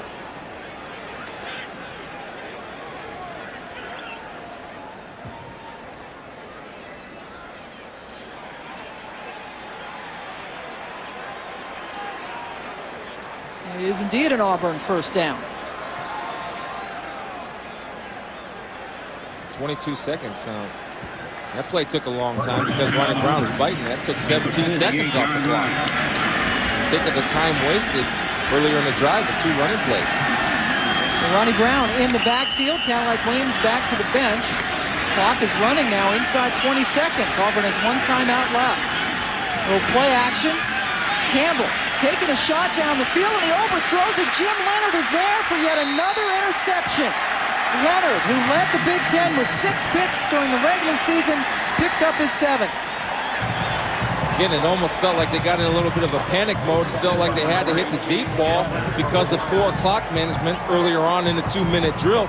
He's overthrown in the triple coverage where Jim Leonard's back there doing what he does best, and that's play center field. You see Jason Campbell, first of all, look at his eyes. His eyes never leave his intended target. And you have an experienced player like Jim Leonard playing free safety. You've got him to get him to move off the ball. And there's Jason reacting, saying, man, that was a bad throw and a poor decision. Pretty much the first poor decision he's made all day. Looking for Courtney Taylor, Campbell's 8th interception of the season against 10 touchdown passes. And Wisconsin going to take a knee and go into the locker room down by a point. So Auburn with that 7-6 lead. Ronnie Brown with a 1-yard touchdown run, a couple of Mike Allen field goals for Wisconsin. All the scoring here in the second quarter. Allen hitting from 20 and 35 yards out. As we send you down to Matt Weiner with Tommy Tuberville. Coach, just one offensive drive sustained for you. What do you do to get the offense going? Well, we got to not get penalties, and they're doing a good job getting penetration up front. We got to stop their penetration, obviously, and got to get a running game going, but we're trying to mix it up. They're putting 8-9 in a box, trying to stop the run. You mentioned the penalties. What do you say to your team about discipline? Hadn't been played in a month, you know, and out there fired up trying to get ready to play and have a good time. But we'll talk to them at halftime, make sure we cut back on those. All right, Coach, thanks. Pat, back to you. All right, Matt, thanks. Tommy Tuberville's team up 7-6 at the half. College football halftime report coming up. Mark May, Trev Alberts, and Reese Davis. And Chris Spielman's jumping out of his seat with all this hard hitting, Reese. This is a game that is right up 3-6's alley. Glad to have you with us on the College Game Day halftime report. Wisconsin's defense made a big play at the end of the half. You think there's cause for concern? Absolutely. This is a football game. This is what football is supposed to be all about, not that Muscle Shoals stuff that you down there in Alabama, Reese. But here's what I'm talking about. Are you aware that Auburn is in the state of Alabama? Yes, Are you aware? Okay. It's the matchup of the running game, obviously, going into this game that we talked about. And I'm telling you right now, if you're a Wisconsin fan, yes, you have the lead going in halftime. But 5 and 6 yards that Auburn is getting on the ground in first and second down. In the third and fourth quarter, that big offensive line of Auburn, those runs turn into 15 and 20 yards, and Jason Campbell will have matchups one-on-one that he has to be able to complete down the stretch for Auburn. Mark. I think the key for Wisconsin is their quarterback, Jim Sorgi, for him to carry out his play fakes, because you've already saw that he's run some open boots and he's kept the ball and run for positive yardage. I think this will pay off in the second half because of the speed of the Auburn defense overplaying the play. Watch in the second half, Jim Sorgi comes back with a few reverses to combat that speed. Keep an eye on Lee Evans. When he keeps that ball and rolls out of the pocket, he's going to look for Evans. We've seen some positive yardage on those types of plays in the first half from the Badgers. Auburn's done a great job running the football. When we continue on the College Game Day half. Next, Ronnie Brown with a 1-yard touchdown run. But Jim Sorgi on the other side of the ball, Chris, this guy has been hit a lot. Yeah, he's having more problems in the math book with his shots that he's taken, but I'll tell you what, he's still hanging in there tough in delivering the football and delivering it on time. Now what Wisconsin needs to do, they got to get the running game, something going with Anthony Davis. Now let's take a look now at Jim Sorgi evidence, visual evidence. This guy's getting beat up. They sacked a couple of times, but boy, you like these guys for Auburn, don't you? Torbor, these guys in the middle. They have a relentless pass rush. They want to get pressure on Sorgi. They're doing it, and they're getting effective with the knockdowns. Matt Weiner standing by with Wisconsin head coach Barry Alvarez. Barry, one more scoring drive than the other guys, but a little less to show for it. What adjustments do you hope to make in the second half? We've got to get better in the red zone. We haven't capitalized in it. We've really shot ourselves in the foot. I'd like to establish a running game. We're going to try to do that. Doing some good things. We just got to clean up some stuff. How concerned are you about the beating Jim Sorgi's taking? Well, he's getting hit a lot after he releases the ball. I'm always concerned with that, but it's part of football. All right, thanks, Coach. Good luck. So So Jim Sorgi just sacked a couple of times, but hit numerous others, as they would like to get that running game established. We saw both Anthony Davis and Dwayne Smith in the first half as Wisconsin ran for 48 yards on 16 carries. Anthony Davis had 31 of those yards, and 24 of them came on one run, so you want some consistency in your running game, obviously, to help the passing game. And Wisconsin will get the football first here in the second half in Nashville. Brandon Williams. And Williams is stopped short of the 20. Derek Graves making the special teams tackle for Auburn. So Auburn in the position, remember they were down 3-0 in this game. They have not won a game when they were not the first guys to score, and they have not lost a game when they are leading at the half. So one of those things will go away today. There's that Auburn defense we talked about. You know, there's Torbor, 82, DeMarco McNeil, number 92. Those big physical guys up front. Let's see if they can stop this Wisconsin running game that Barry Alvarez wants to establish. Anthony Davis, first carry, and there's the burst again. My goodness, he just was like shooting out of a cannon, picks up 7 yards. Well, Wisconsin's now going to go with their misdirection running game, which was a counter OY. You saw Big Clinching pull around there with his tight end, Hosiak, pulling around with him. And anytime you can get Anthony Davis on the edge where he has the ability to make an inside or outside cut, that's when he becomes dangerous. Picked up 8 on that carry, did Anthony. For comparison, Ronnie Brown doing more damage actually than Cadillac Williams. He had one 21-yard run among his 54 yards in the first half and scored the only touchdown of the game. Davis again testing that left side, running for a first down as he is out towards the 30-yard line. Travis Williams, one of the linebackers, making the stop. Well, what this is going to force Auburn to do, and they did it that play, Pam, is they're going to match up Carlos Rogers one-on-one with Lee Evans. And especially if Anthony can keep it going like he's got it going right now, that they're going to go to Lee Evans. They're going to say, here's our best against your best, Auburn. What are you going to do? And I'm looking forward to see that play. And Lee Evans is out of the game now, but that's something to look forward as the game progresses. Lee Evans, the other offensive star, only has 1 catch today for Wisconsin. They keep it on the ground. Davis slips a tackle and picks up about 5. Boy, DeMarco McNeil had a shot at him. And then Lee Evans, that's his trademark there. Only the 1 catch for 17 yards, and he's getting hit around a lot like we saw with Larry Fitzgerald last week. And the play before that play right there, you saw Rogers get the left hand in there, but Carlos Dansby, the outside linebacker, is disrupting Lee Evans before he can get down the field. Obviously, it's easier to cover for a defensive back when you got a big 6'5" linebacker handling a wide receiver at the line of scrimmage and jamming him up. It disrupts the timing of the route and disrupts the quarterback's timing. He's got to go to his second option if, in fact, Lee was his first option. Evans with the second best Wisconsin season ever behind his own effort of 2001. But he's being frustrated so far today. This guy is frustrating for any defense. Anthony Davis running for another first down. Will Harry makes the stop 11 yards down the field. Now that's the counter OF. It's the same look as the counter OY, but Bernstein becomes the second blocker. And I'm liking what Clinkscale's doing right here. Look at Big Clinkscale come around. He'll knock somebody out. There's a second blocker. And right there, Williams has got to take him on stronger. And Bernstein does a good job of kicking him out. And here's Brandon Williams just got thrown out of the saloon. And that's Brandon Williams was effective on Pitts, but Pitts threw him out of the saloon. He said, you had enough. He ejected him. But Brandon popped right back up and got in his face. I like it. Physical football, line up and play. Remember, Williams plays on special teams and also is an extra defensive back for Wisconsin. 1st and 10, Badgers keep it on the ground, right up the gut. After 3 straight plays on the left side of the offensive line, they go up the middle and get nothing. Dontarius Thomas with the stop. And boy, Thomas is another one of these impressive guys for Auburn. He is an academic all-SEC selection, Chris, and he didn't go to football camps a lot when he was a kid because he was going to math and science academies. Yeah, he was figuring out all those problems in the math book that I was talking about earlier. He's an academic All-American, or Coastside Academic First-Team All-District, First-Team All-SEC. 7th grade on, he was going to science and math camps. You didn't have that choice to all linebackers are alike. I was like that. There you go. Dansby on the blitz gets picked up. And there's a catch for Lee Evans, his first of this half, second of the game. First pass of this drive after 5 straight runs for Wisconsin. Great recognition by Brian White, the offensive coordinator. When Wisconsin was successful running the football, Auburn was man-to-man. So Auburn goes to zone defense, which is a little bit better run defense. Carlos Rogers is playing off. Lee Evans just runs a little hitch route at 10 yards because of the cover 3 deep zone where the corner plays softer. It's just pitch and catch for Sorgi and Evans. So Evans coming up with only his 2nd catch now. 3rd and 3. Dwayne Smith is behind Bernstein, the big fullback, in the backfield. Wisconsin 3 of 7 on 3rd downs today. And they give it to Bernstein, a rare carry for the large guy, and he gets the first down. Bernstein is not a nifty runner, but he is a powerful runner and a good job of winning the pad level battle, which you hear me talk about all day if I have to.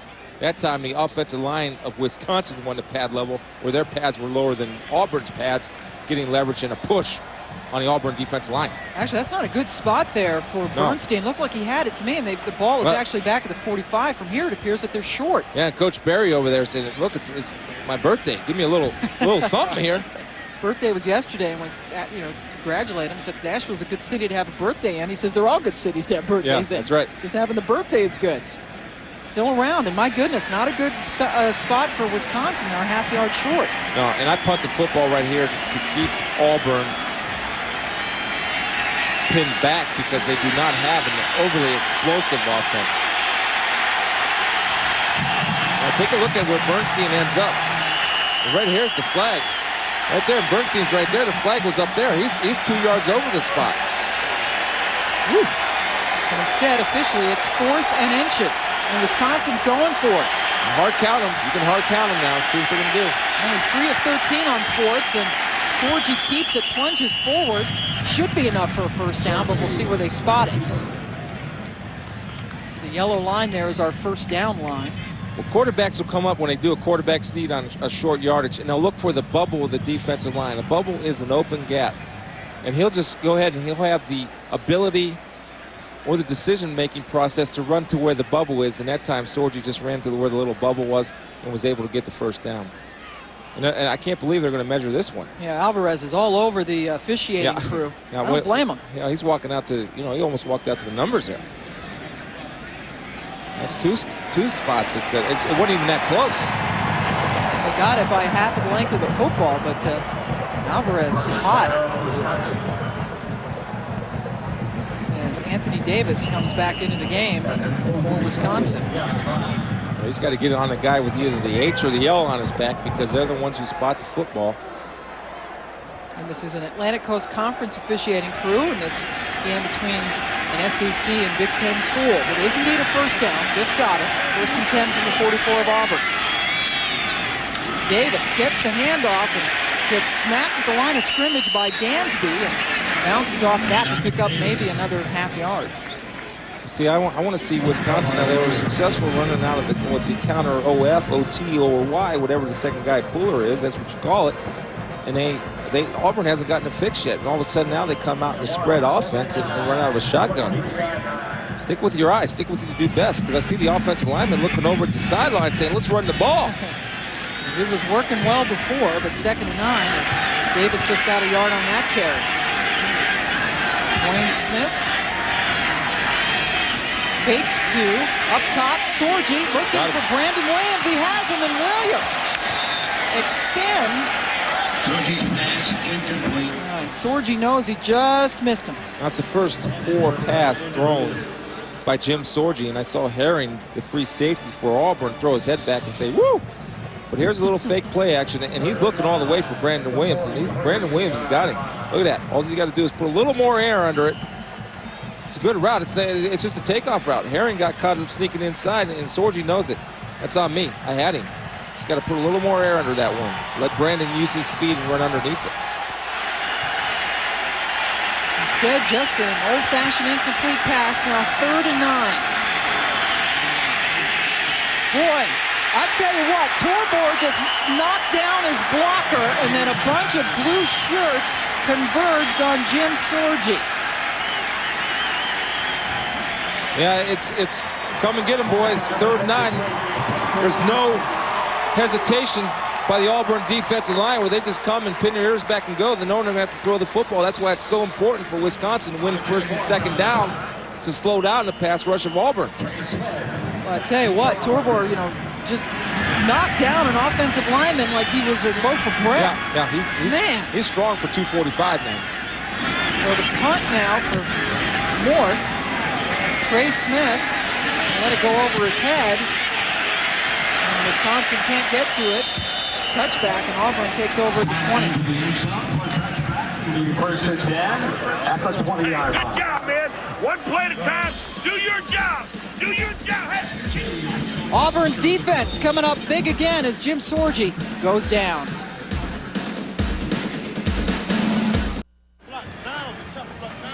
Reggie Torbor talking it over with big DeMarco McNeil on the sideline, and let's watch him. Watch Morgan Davis. Torbor has speed, so what Morgan Davis does is he'll get his feet crossed. See his feet crossed right there? He's done. Torbor knows that. He got his shoulders turned, his feet crossed. He just pushes him by and gets in on the sack. But he's a great player, and he has a knack. He always had to feel it to be a pass rusher. You got to be instinctive. He has a knack and a great counter move.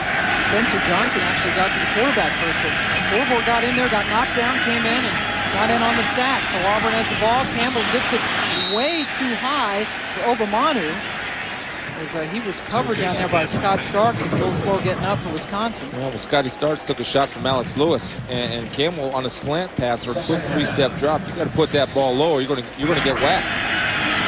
Watch Scotty Starks. Now he'll go up and watch Alex Lewis come in. Bam! Wrong guy, Alex. You want to hit the guy in the blue, not the white guy. A little friendly fire there. Yeah. Starks holding on that hand and see the right elbow a little bit, favoring that, but he's hanging in there. 2nd and 10 now for Auburn. Cornell Williams tackled from behind by Antaj Hawthorne. That's what Antaj can bring to the table. It's been a pursuit down the line of scrimmage, but this is what Auburn has to do. They have to get Cadillac rolling. We asked Tommy Tuberville yesterday. He said, you simplify the offense. How'd you simplify it, Coach? He said 24 to the right and 24 to the left. Doesn't get much simpler than that. Worked very well against Alabama. Cornell went 80 yards for a touchdown on the first play and finished with 204 rushing yards and 2 touchdowns. He's got 43 yards today. Ronnie Brown has the touchdown for Auburn. 3rd and 5 for the Tigers. Campbell zips it, and Obamanu gets it for what should be a first down for Auburn. Capital One Bowl Week continues with 3 more games today. The Axel Liberty Bowl, Southern Miss, and Utah at 3:30 Eastern time on ESPN. Follow that up with the Mainstay Independence Bowl, 7:30 Eastern. Arkansas taking on Missouri. And Colorado State and Boston College, the Diamond Walnut San Francisco Bowl at 10:30 Eastern on ESPN2. As those guys will ring in the new year for you in at least a couple of time zones here in the U.S. That was a first down. We were at Pac-Bell last year. Fun game to do. Cadillac, juke, getting free somehow. How did he do that? Down to the 40. What do the kids say? Getting jiggy with it? I don't know, something like that. He got jiggy, whatever that means. Well, take a look at Jiggy. And first of all, he does a great job of not getting tackled. Watch the burst. Bam! There's a burst, man. That's what pro scouts love to see. That's what I love to see. That's something that you can't teach. Here's real time. Watch the burst. See this burst right there? Look at that quick step, man. That's nice. That is nice, nice, nice. Is jiggy a word, by the way? Well, it is now, yeah. Okay. Now, that was good jiggy. He's about a yard or so short of the first down. Williams in for pass protection. Campbell nowhere to go, but he can run. Jason Campbell first down, a whole lot more. Alex Lewis can't get him. Scott Starks and LeVon Rowan finally get him. But he's all the way down to the Wisconsin 30, a 30-yard gain for Jason Campbell. Well, you made a great point, Pam, about how he can run and how that validated in my mind that he can run is that he outruns a 4-5 linebacker in Alex Lewis. Right here is good, the good decision. The open receiver wasn't there. I said, use my feet, and right there he outran Alex Lewis. And he sticks it up in there. He doesn't head out of bounds. He goes and takes his shots. Good job, Jason. Recognition, open hole. See ya. A 30-yard run for Jason Campbell, his longest of the season. Previous long was 20. All the way down to the 30-yard line. First down, Tigers. Is he going to pitch it? No, he hangs on to it. Jason Campbell is tackled down by Lamar Watkins. starting at linebacker today for Wisconsin. Well, this is where Wisconsin's defense, they got to badger up. They got to get in that red zone. They got to badger up. Wisconsin ending the season losing 4 of its last 5 games. The only win was against Michigan State, a game we did, and that's when Lee Evans went crazy. Yeah. 5 touchdown catches, and Dwayne Smith ran for over 200 yards. Their defense up against this Auburn squad right now. Campbell connecting, and no, it's dropped by Silas Daniels, who had it for an instant, and maybe felt Scott Starks on his back. Again, now what Auburn's forcing Wisconsin to do is to play a little zone defense themselves, and the corners are playing off in their zone. So you have this hitch route all day, but first thing you got to do before you start running, football 101, catch the ball.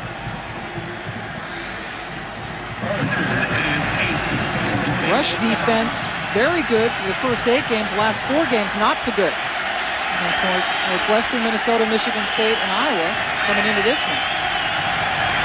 Auburn has converted its last 4 third downs. Oh, Lewis, was he offsides? Looks like he got back in time as Campbell hangs on to it. And he is stopped close to the first down marker by Alex Lewis and Mark Zalewski. Good call by Jason Campbell. Again, they run a quarterback draw. He hits it up inside. It's 4th and 1. Now, I saw their field goal kicker, Philip Yost, in warm-ups, and he has the ability to knock it in from 50. He's a long of 57, actually. Junior from right home in Auburn, Alabama, but on 4th and 1. Jason Campbell and the offensive unit staying in there. Campbell now Auburn's leading rusher today with those 57 yards. This is where it's going to be winning in the trenches. Now, low man wins. Low man wins. Need a topper. They converted their other 4th down opportunity, and they're now 2 for 2 as Cadillac Williams goes over the right side. Now, Brooks was the topper. That means all the blockers are taken out, and you got to go high to meet the running back. That time Brooks came high, but he didn't meet Cadillac Williams square. Cadillac did a nice job of turning his shoulders, not giving up a square shot. And what's he do best? One of the things he does best is he's always got forward lean and always gets tackled falling forward. Cadillac gets the first down. This drive coming up on the 10th play of the drive. They've already gone 60 yards and eaten up almost 4 minutes worth of time. Good drive for Auburn.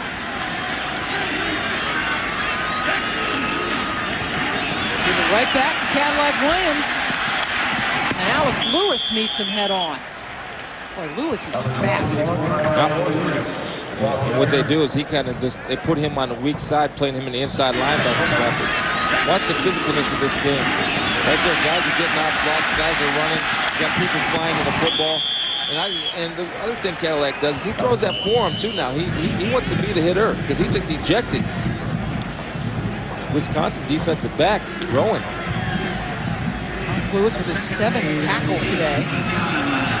Running all over the field, looking a little winded. This defense has been out here now for a while on this drive. Important Taylor in motion for Auburn. Play action. Watkins can't get to Campbell, who throws it away. Boy, Lamar Watkins was right there. Campbell with a smart play just to get rid of it. Yeah, Lamar's kicking himself right now because he has a chance to make a big play. But Campbell's a long, linear type of guy. See Lamar Watkins, he's going to come off right here from his outside linebacker spot. He's going to come free. And here he comes. And watch the stiff arm, the old stiff arm. See, Lamar does a good job avoiding the cut block, but he got stiff arm. Good hustle, and Jason Campbell again. Only one poor decision. That was right before the half. Good decision to throw the football away. Live to fight another down. Empty set. First time we've seen this today. Yes, it is. 5 wide receivers in, with Campbell all by himself in the backfield.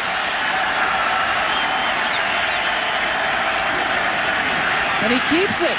Nothing but green in front of him. Jason Campbell gets the first down. What a call. The first time we've seen that formation today. Yeah, and I didn't spit it out of my mouth, and I should have. It's a huge quarterback draw formation because you get people out of the box and you have a hat on a hat. Take a look at it right here. Here's the box. See, and all these people right here, the guys that I'm circling, they're out of the box. They got to get in the box. They got to start thinking in the box, not think out of the box. It's total opposite. They have a little counter tackle trap there, and Jason Campbell is off to the races. They don't get him to his flag football until he's 15 yards down the field. First and goal from the 7. Campbell again the leading rusher so far today for Auburn. Cadillac Williams dancing, and he loses the football. Football is on the ground. Wisconsin says they have it. And the officials say that Auburn has hold on to the football somehow. Wow.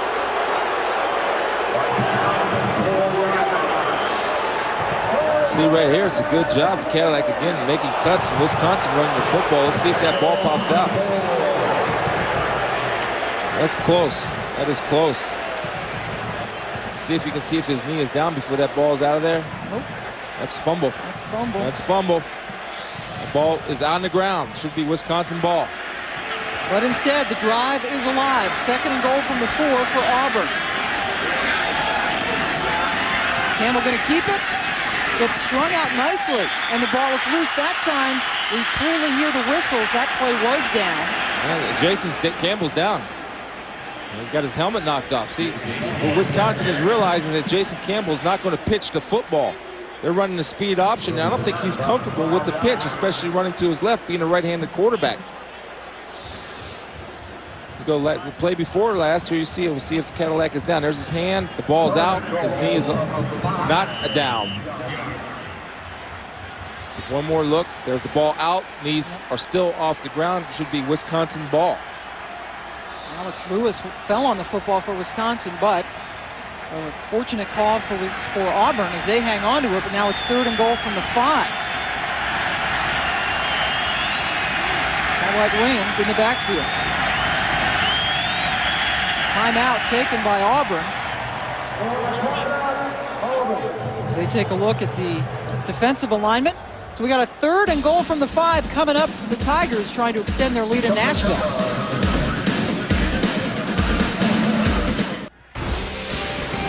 ESPN's exclusive presentation of the 2003 Gaylord Hotels Music City Bowl. Brought to you by Gaylord Opryland Resort and Convention Center, Nashville. By City Identity Theft Solutions. Free help getting your life back. That's using your card wisely. And by Sonic. It's not just good, it's Sonic good. Welcome back to Nashville as Auburn has had a couple of fortunate calls going their way on this drive. They've held on to the football. Wow. There's the first fumble that wasn't called. See Cadillac running, his knee is not down, the ball is out. Wisconsin recovered that one. Didn't get the call. The second play, now watch this. Jason Campbell will lose the football. Jeff Mack will come in and strip it. Watch the strip. He's not down, no whistle. The ball's out. Wisconsin recovered. They didn't get the call. Now the game is fast, so the officials need to speed up their eyes because that's 2 turnovers that Wisconsin had they didn't get. That's 2 calls. Now you cannot make those calls. You can't miss those in a hotly contested game. The first one I think more egregious than the second because the second one was a little bit faster, but anyway, it's third and goal from the 5. Cadillac Williams running towards the goal line, and he is close, but not in. And that's the power of Cadillac. Like I told you in the pregame, he's about $190, but he plays at 230. And he delivers blows when he gets hit. And fourth and goal as they bring in a bunch of tight ends and the big fullback, Brandon Johnson, so they're going to go for it. The Wisconsin has their hands on their hips. They've been out there a long time, pretty much the whole third quarter. We're down to 1:48 in this third quarter. This is now the 16th play of this drive coming up, Chris, and we're over 7 minutes on this drive. Yeah, low man wins. See if Campbell just gives it. He does to Williams, and he does the vault over the top for the Auburn touchdown. No topper. Defense has no topper. Cadillac got the hops. Cadillac's got the hops.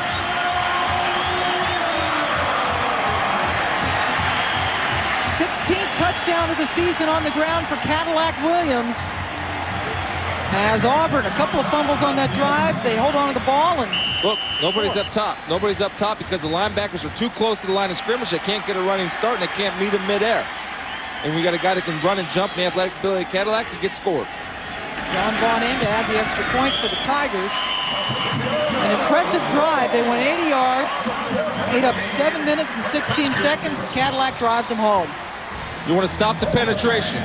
Wisconsin gets good penetration, but Cadillac takes off from 2 and gets it. And if you're going to play goal line defense, you need a topper. No topper, touchdown Auburn.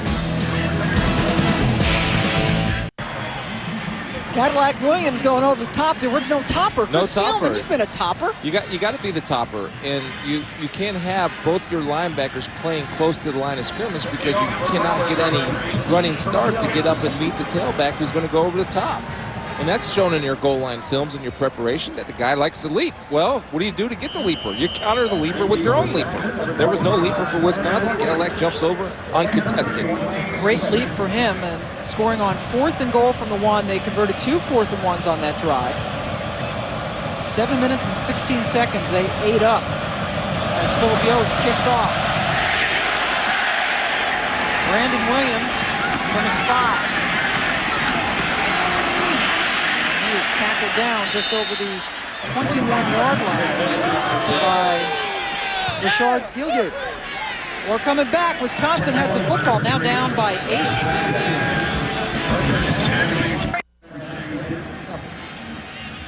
You got plans to catch here?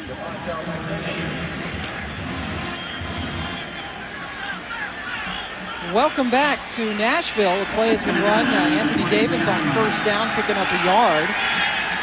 As we are inside a minute now to go in the 3rd quarter. Sorgi back to pass, looking and connecting with Brandon Williams, who stretches for the 1st down. It's Brandon's 4th catch today. Yeah, and don't forget now, that drive was kept alive in 2 sequences. First of all, Jason Campbell avoiding a sack, throwing the ball away, then picking it up on a quarterback draw on a scoring drive for Auburn. Then 2 fumbles that were missed by this officiating crew. That shouldn't happen. I can understand 1, but 2, you cannot miss 2, especially down in the red zone. Again, this is an ACC officiating crew. Jack Childress is the referee. And a couple of crucial misses, especially if you're a Wisconsin fan, obviously, because they score the touchdown and now you're down 8. Little play action. Torbor coming, and he gets him. Good coverage downfield, and that gave plenty of time for Torbor to close in for his 3rd sack today. Again, it's speed off the corner for this 6'3", 245-pound senior. Watch him right here. This is Torbor right here. Watch the speed he has coming off the corner. First of all, he works Morgan Davis. He avoids 2 blocks. He gets by Morgan Davis. He gets by the chip of Anthony Davis. And they put Anthony Davis over there to try to help Morgan Davis. But if you don't chip him, Anthony did a poor job of chipping, puts Morgan in the bind because this guy can go. Motor all day. Yeah. 2 Davis is not enough to stop Torbor. This guy's 3 sacks today. And Auburn, as we head to the 4th quarter, has a 14-6 lead. For what? Welcome back to the Gaylord Hotel's Music City Bowl in Nashville. Beautiful sunny day. Pam Ward, Chris Spielman, and Matt Weiner joining you as we head to the 4th quarter. Wisconsin with the football, trailing 14-6. Auburn has a couple of 1-yard touchdowns, Ronnie Brown and Cadillac Williams. It's warm, but not quite that warm, guys.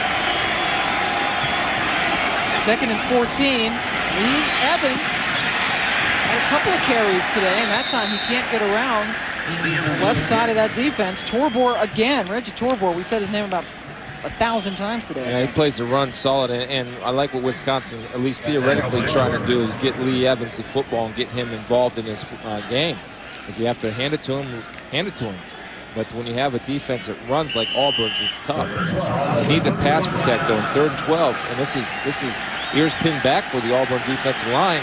And Torbor's been the guy. He's the one that's getting the pressure. He's right there. Lee Evans has 3 carries today. He had only 1 all season coming in. Sorgi, boy, is he retreating. Now throws it towards the feet of Anthony Davis, who had Carlos Dansby all over him, and an Auburn player goes down late. Yeah, at the Wisconsin sideline. Yeah, and Rayola in the big fellow DeMarco McNeil. That was a screen pass set up. Auburn did a great job of defending the screen, and the reason why it wasn't in, the ball was thrown behind the line of scrimmage, so it's not an eligible man downfield, but Rayola finished off McNeil. Take a look on the bench here. Look, there's big McNeil, and there's Rayola standing over him. And I told you, those two would be in a battle all day. There's two warriors going at it. Two football warriors going at it. And McNeil comes off as R.J. Morse, the punter, comes on for his 4th punt today. A big 3-and-out by Auburn. It certainly was after the touchdown.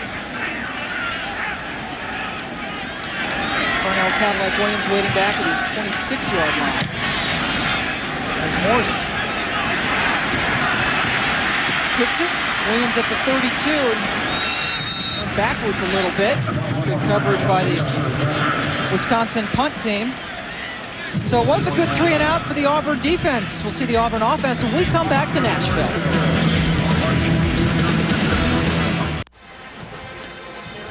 Back in Nashville, not Memphis, where you would expect to see the King, but one of the Auburn fans here.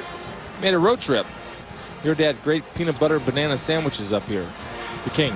Oh, okay. I think that's what Elvis liked. That? Yeah. Well, we have interesting headgear all the way around here. There's a little crown and something going on for the Wisconsin fans making the trip, and they've been treated to atypical warm weather. And there's movement on the offensive front, so Auburn will be pushed back 5 yards. Ronnie Brown is in the backfield now for Auburn, which has used both Brown and Carnell Williams today. Out of the snap, false start, offense, 5 yards, still first down.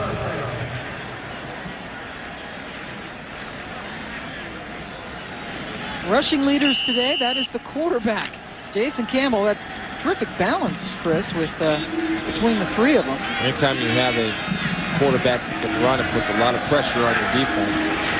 Campbell actually has more rushing yards than passing yards. Only 50, just over 50, now 54 yards passing as Lamar Watkins makes the stop on Ronnie Brown. It was a good play for Wisconsin's defense. They needed something to get going. They have to try to create some type of field position for their offense. This Auburn defense seems tough to drive on.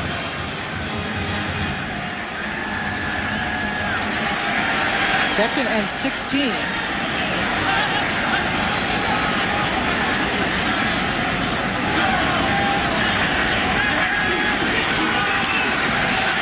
Campbell under pressure from Joe Thomas, the converted offensive lineman. Jim Leonard was the closest guy to that football. We'll go back to the last drive. There were 2 key plays, and at the time you didn't think they were, but here he's avoiding a sack and throwing the ball away. Avoided about a 10-yard sack. It kept him about 3rd and 10. Then they go to the spread backfield and run a quarterback draw with a tackle pool. And he's able to get the first down, but he's only able to get the first down because he made a good decision by avoiding a sack, getting out of the pocket and throwing the ball away. And the numbers for Jason, again, more on the ground than through the air. Does have that 1 interception through late in the 2nd quarter. Now 3rd and 16 for the Tigers. Campbell looking downfield and completing it momentarily. It's incomplete, though, as Courtney Taylor had it. Scott Starks on the coverage. And just what Wisconsin needed, they will get the football back. Well, they ran the play action, which you don't really need to honor at 3rd and 16. And Courtney Taylor runs a great route. Watch him push it up the field and cut off the square and perfectly. And Jason Campbell delivers. But that's the 2nd time that Courtney Taylor has dropped the ball because he's looking to run or absorb a hit before he catches the football. Now Coach Unall is getting on him a little bit, but that was a great throw. That would have been a first down if the guy catches the ball. Cody Bliss in for his 4th punt. That was a 3-and-out for the Wisconsin defense. Up the middle, Alex Lewis has a couple of blocks on this year, and boy, he almost got his 3rd. Well, his hands were up. Boy, how did he miss that? Got a flag down on the play, back towards the punt. If some type of face mask is what the umpire is signaling. Well, he missed it, Pam, because his hands were up. When you block a punt, you want to take the ball off the punter's foot with your hands low at waist level. You don't want them high. See, I make him punt it again. Now it depends if it occurred before the kick or after the kick on what you decide to do. Barry Alvarez signaling that he wants to take it. Yeah. Alex Lewis had a block punt this year against West Virginia that led to a touchdown. Also blocked one against UNLV. The guy's been responsible for a safety. He just wreaks havoc on defense and special teams. That was a fake pass foul by the kicking team during the kick. The penalty is half the distance to the goal line from the previous spot. Repeat, 4th down. And why do you take that? Because you secure good field position. But when you have a great punt returner by Jimmy Leonard, you want to give him every opportunity to get his hands on the ball. And also, if you want run another punt block, you might want to set it up because Auburn didn't have it fixed. Nope. And let's see if they get it fixed again. So you might want to run another punt block. And Jim Leonard is the best punt returner in Wisconsin history. 435 punt return yards this year, broke the record he set last season. So here they come again. Oh, this is a much better punt as Leonard retreats back to his 36. Dansby on the coverage gets blocked by Scott Starks. The Auburn sideline wants a block behind the back, and Tuberville's going crazy. Yeah. He doesn't get the penalty. Yeah, I think it was a good block. I think Scotty Starks hit him on the side, didn't hit him in the back. And Dansby can run because he had Jim Leonard in his sights, and Scotty Starks had Big Dansby in his sights and delivered a KO shot. And it's a lookout block. You didn't see him coming. It was a 51-yard punt and 12-yard return by Jimmy Leonard. Here's the block. Oh, that's close. Close, close, close.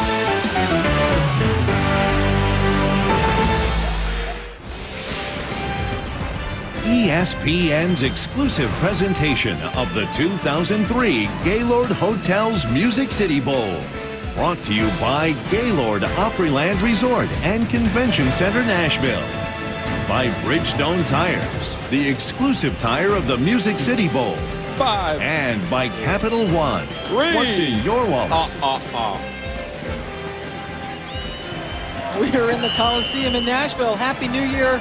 A bit early to everybody out there on this New Year's Eve day, and trying to get Barry Alvarez's 100th career victory, but Wisconsin down by 8. They have the ball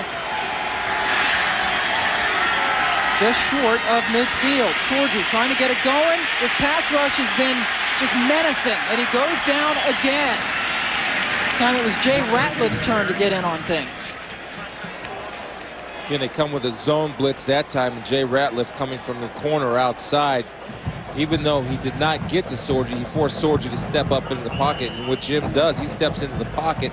He took his eyes off the receivers downfield. Thus, he's forced to run the ball instead of looking for a play. Now, this could have been a 15-yarder. Watch 58. He's down on the ground. Comes with the body smash. It's T.J. Jackson getting in just a little bit late. That was not a sack, as he was stopped for no gain.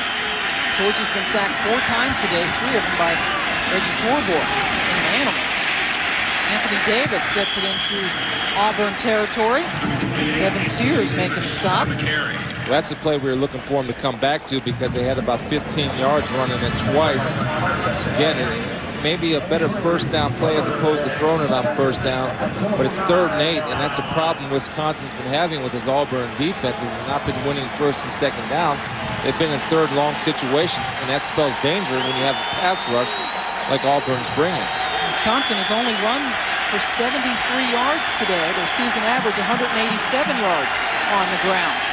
Now on 3rd down, Sorgi stepping up, throwing, and completing to Lee Evans. Boy, Carlos Dansby was right in front of him. There are a couple other blue shirts, but that's a big first down completion. Yeah, Junior Rosegreen gets there actually right when the ball is caught by Lee Evans, and I'll tell you, it takes a lot of courage for a receiver to run across the middle. You see Lee push up field, get past the sticks, and watch him. He's just sitting there. That's a great throw by Sorgi, throwing over Carlos Dansby. And Rosegreen got there and undercut Lee, but he kept his focus and concentration and was able to bring in the strike. So Evans coming up with that catch for the first down, 14 yards. Wisconsin keeping it going on the 35-yard line. Make it Dwayne Smith now in the backfield. Dwayne and Anthony Davis splitting time in the backfield today, picked up 3. And again, this is a Wisconsin team that for 10 straight seasons has had a 1,000-yard rusher. Some great running backs have come through there. Guys like Anthony Davis and Ron Dane, and the streak is on life support right now. Well, it is, and I think it's important to the program, but more importantly, what's important to winning this football game. You see that's quite a streak. SC, obviously, with their famous run of tailbacks. North Carolina, I think, would surprise a lot of people that they'd be number 1. Dwayne Smith, by the way, minus 1 yards today. He had the best shot. He was 144 yards away. Now 145 from 1,000. Jonathan Orr's first catch, and Jonathan Orr gets the first down. This is a kid who has 7 catches this year after a spectacular freshman season. But remember, Lee Evans didn't play last year. Yeah, and here it's just a quick little 3-step drop, even though it's out of the shotgun. And this is what you do to control a pass rush. If they're going to zone blitz you and play 3 deep, corners off, you go to 3-step drop, and you play pitch and catch and get the ball in the hands of your skill guys and let them do what Jonathan just did, turn upfield and get yak yards, which means yards after catch. And you're going to see a lot of Jonathan Orr next year once Lee Evans finally graduates. He had 47 catches last year. Again, that's just his 7th this season. Anthony Davis stopped down. Spencer Johnson, DeMarco McNeil converging. Might have gotten a yard. It's good penetration by the Auburn defensive line. That's a stretch play where you give Anthony Davis the ball and you read his shoulders, and his shoulders will determine whether he will bounce it outside or inside. If his shoulders are pointed to the sidelines, the longer he keeps it pointed, the longer he's going to run outside. That time he had quick shoulder turn squared to the line of scrimmage. You prepare for the cutback, but the penetration of knocking out Wisconsin's offensive line in the backfield forced him to cut it back earlier than he wanted to. No gain on that. You see the 9th best rush defense, and they're doing better even than their average. Only 77 yards to this potent offense, and that pass is thrown behind the intended receiver, Brandon Williams. And there's the zone pressure again, and Sorgi let the ball go just a little bit early. We talked about how he's been delivering the football before the receiver's out of his break, and he's talking to Brandon right now. Brandon maybe has to recognize the zone pressure and look for that ball earlier, because Jim has got to deliver it on time or he's going to get smacked. This is a huge 3rd down right now. 3rd and a very long 9, almost 10 for Wisconsin. They are 0 for 5 on 3rd and long today. Here they come again. Everybody's coming, lofting it up in the end zone for Lee Evans. Oh, what a catch! Lee Evans, touchdown, Wisconsin. Now, I don't know if I agree with that call of bringing everybody. When you have maybe one of the best receivers to play in the Big Ten in a long time, you match him one-on-one, he just goes over people and catches them. And what a great read by Jim Sorgi and a great job of protecting. There's safeties coming, everybody's coming. They're saying, as they like to say, they're bringing a house. And actually, Carlos Rogers has good coverage. But you know what? When you have the athletic ability of Lee Evans, that's tough duty for Carlos to handle. Lee just goes over the top and catches the ball with his hands. Great catch and a nice throw. There it is now. Spectacular catch by Lee Evans, and Wisconsin goes for 2 to try to tie this up. There's that bunch formation right here. There's Lee Evans. First time they've gone for 2 this season. Sorgi going in the back of the end zone, and they have tied this game up. Owen Daniels with the catch.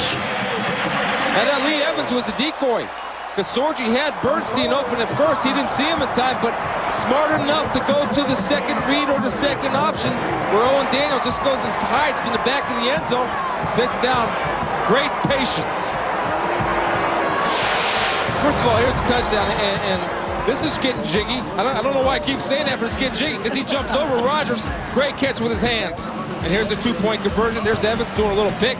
Owen Daniels sneaking the back of the end zone. Nobody covers him. Tie ball game.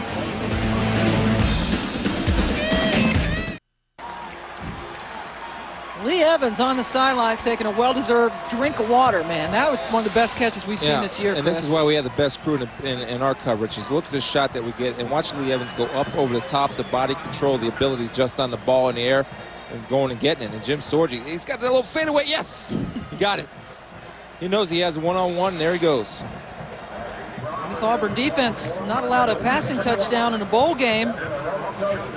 good coverage by for about 13 quarters until this happened. It was good coverage, but Lee Evans just shows you why he's Lee Evans. Man, it's one of those good. things. He made a play, and great players make plays in great games. This is a big game for both teams. Great players stood up and made a play.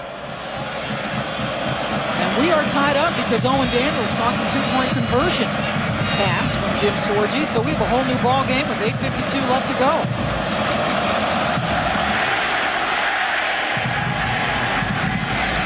Romashadu gets it. And Devin is ankle tackled down at the 15-yard line. Good coverage by the Patrick Elstad. And we got a lot of flags back here about the 30-yard line. We got to avoid any penalties because this will hurt them as far as field position. Great coverage show. Wisconsin on the kickoff. Now they got to come back, and they got a lot of time. Get Cadillac back into the game. Get him involved. He was getting rolling, and they took him out.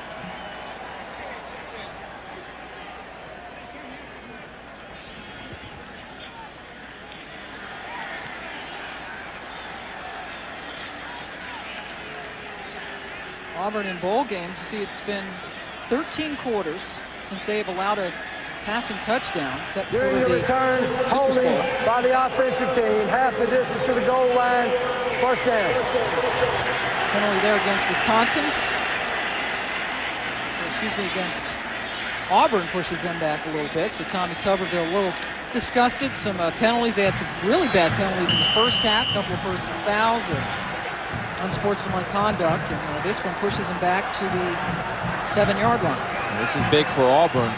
Their offense has got to move the ball because if they don't, then Wisconsin, field position alone will be given field position for their offense.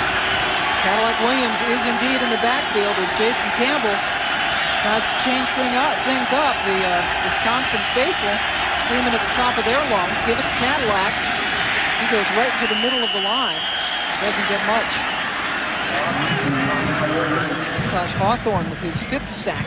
This is when they went to go to their 3-step passing game, Auburn. They've been successful doing that because Kevin Crossgrove, the defensive coordinator for Wisconsin, has 10, 11 guys in that box, as Tommy Tuberville said going to halftime. They got their 3-step game. This is the time to throw it. Tosh Hawthorne going off, made the tackle, also lost a shoe, so he'll be out for a play. Cadillac Williams, 62 yards so far. Sharing time with Ronnie Brown. A little play action this time. Campbell has his fullback and finds him, Brandon Johnson, as he is stopped short after a 6-yard gain. 3rd down coming up. This is the 6th annual Gaylord Hotels Music City Bowl from Nashville. Pam Ward, Chris Spielman, and Matt Weiner joining you. Wisconsin and Auburn tied up at 14 apiece, and Wisconsin has been doing it through the air, Auburn conversely on the ground. We are all knotted up at 14 apiece. Lee Evans with a spectacular catch, then a 2-point conversion. And the Cheeseheads have a lot to cheer about now. Big 3rd and 3 coming up for the Tigers. Make it 3rd and 4. You got man-to-man out on the corners. Campbell coming back over the middle, and it's incomplete, going for Cooper Wallace, one of his tight ends. Good pressure by Alex Lewis again. It was good pressure, and his first option was a wide receiver that was matched up on Scotty Starks. That was Jarris McIntyre. Yeah, Jarris McIntyre was his first option. Scotty Starks took him away. He comes back to the 2nd option. Cooper Wallace, he had to throw a fastball. It was a little too hot for Cooper to handle. That was his 2nd straight 3 and out for the Auburn offense and the Wisconsin defense. And Jim Leonard standing back at his 45, waiting for Cody Bliss's punt. Another good punt for Cody. So he has to retrieve back to the 34. There's Jim Leonard. There's your punt returner. Flag is down behind the play. Dansby makes the stop, but Jimmy Leonard again showing why he's such a weapon back there on special teams. Well, Jimmy Leonard just put a big fella on the highlight film, his personal highlight film, because he threw a nice shake. Would that be a jiggy or I'm done with that word. I don't even know what it means, so I figure I'd quit using it. But it's coming back, penalty against Wisconsin. Yeah, and the bad thing about the penalty, Pam, is that it was behind the ball. Right. There's no reason to throw a block when the ball carrier is past you. There's Jimmy Leonard right here. Look at this. Watch this move coming up. Right there. There's a quick move. That's hard for a big fella to get down there and cover a guy like that in open field. But the penalty was behind the ball after Jim Leonard passed him. Let him go. You know, that's about a 30 or 40-yard difference in field position. But instead, Wisconsin gets the ball pushed back. They will have it in a tie ball game when we come back.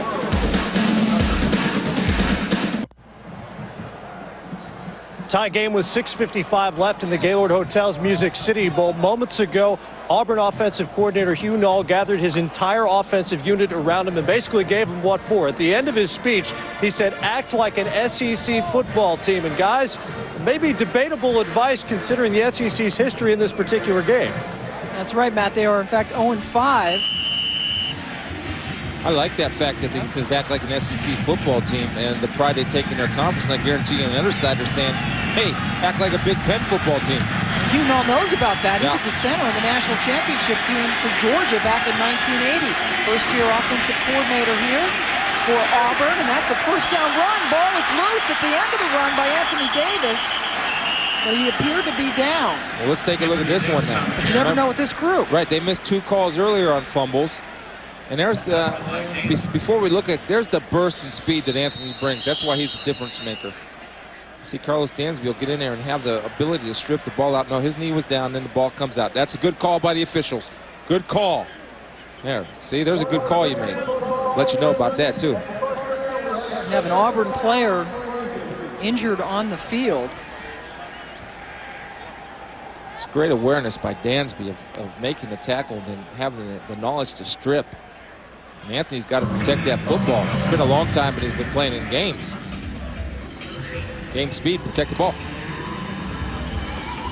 While they take a look at the injured player, let's send you back to Reese Davis. Reese. All right, Pam, and they're underway out in the West Texas town of El Paso in the Wells Fargo Sun Bowl. Minnesota and Oregon.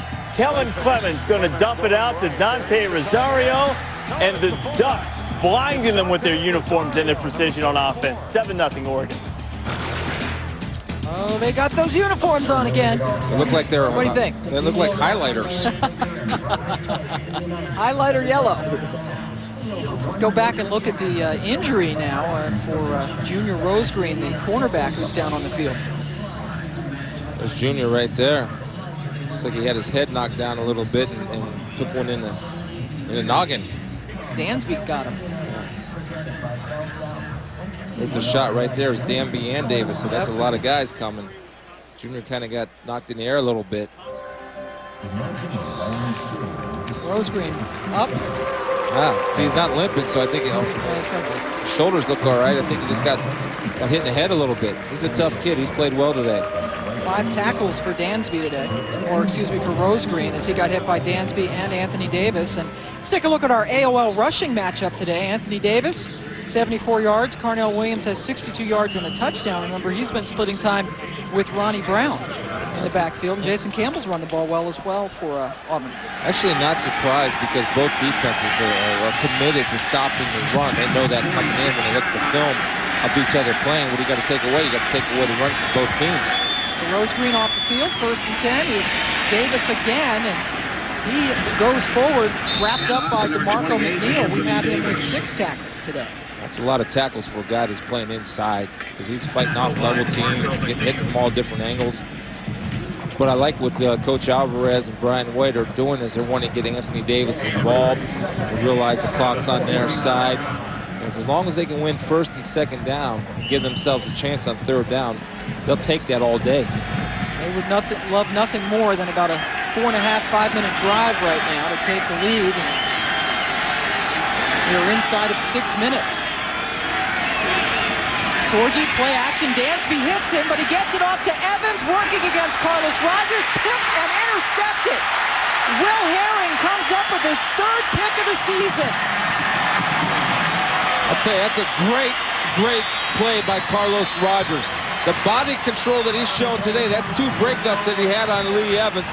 And he has great awareness of where the ball is and use his body not as an interference device, but as a guy to be able to knock it down without interfering. Watch his hand. Bam! He just out jumps there. See, that left hand has been dangerous for Carlos Rogers, for Lee Evans. Watch him get up in the air. It's a jumping match. Lee won the last one. That time, Carlos Rogers does a great job of avoiding the interference, going up at the highest point, tipping the ball to his safety, Herring, who makes a great catch and interception. Big play for Auburn. 2 straight games now for Herring with an interception. Also got one against Alabama to close out the regular season. Campbell, pump fake, good coverage downfield. He forces it as he threw it in the ground. Scott Starks covering Silas Daniels very well. There's Carlos Rogers maxed up. Now he's playing 3 deep. He's playing what they call a bail technique, where he's getting out of there. He runs right into the coverage, and that left hand that also broke a pass up earlier in the end zone got in there, and he out-jumped Lee Evans. And Herring, good angle on the break, good angle on the receiver, was able to bring in the interception. Herring grew up in Alabama as a lifelong Auburn fan, always wanted to play for him. Got a couple of picks in his last 2 games. 2nd and 10 now for the Auburn offense. Ronnie Brown goes down. Scott Starks coming up from his corner spot. Got a 3-yard gain. Well, that time, Jason pitched to Ronnie Brown on a speed option. He had a little room to work with. If he could have made Scott Starks miss, been off to the races. Remember, this Auburn offense has been struggling. They're not winning 1st and 2nd down. 2 straight. They had a couple of 2 in a row, 3 and outs here. And now they're trying to avoid their 3rd straight on 3rd and 8.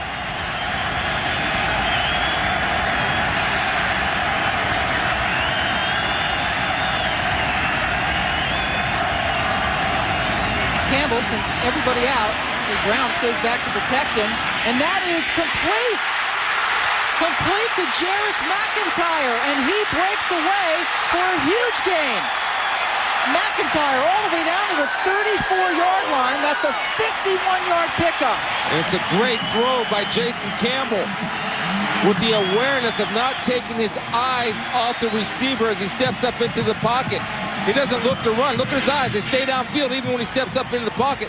And it's a great throw on a corner route and a great job of keeping his feet and not going out of bounds and turning upfield and making a great play. What a play by Jason Campbell. Just outstanding, outstanding effort. And McIntyre making something happen after he catches the ball. 3 catches for 74 yards for Jarris. That was 51 yards on that one pop. Again in the air and again a completion. Silas Daniels inside the 10. And this Auburn offense, which has been dormant here in the 4th quarter, has had a couple of big plays in a row. Well, they bring him all the way across from the other side of the field, and Silas Daniels. And they run the speed option look, which is a play action. They get the Wisconsin defense sucked up, and Silas Daniels just sneaks off. And then you have a strong arm kid like Jason Campbell, who delivers another ball on target and not an easy throw. It's a 28-yard gain, so you follow up a 51-yarder with a 28-yarder. 3 catches for 41 yards for Daniels. 1st and goal from the 7, Auburn.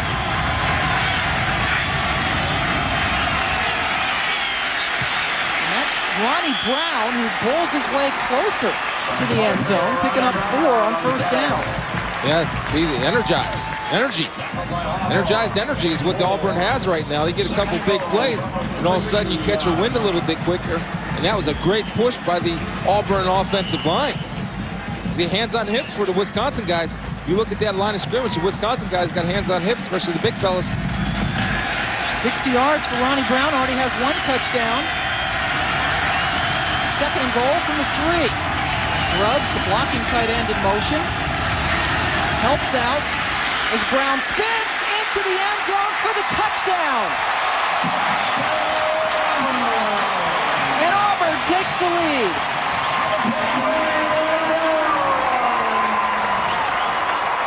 Ronnie Brown has great power. All these Auburn backs have great power.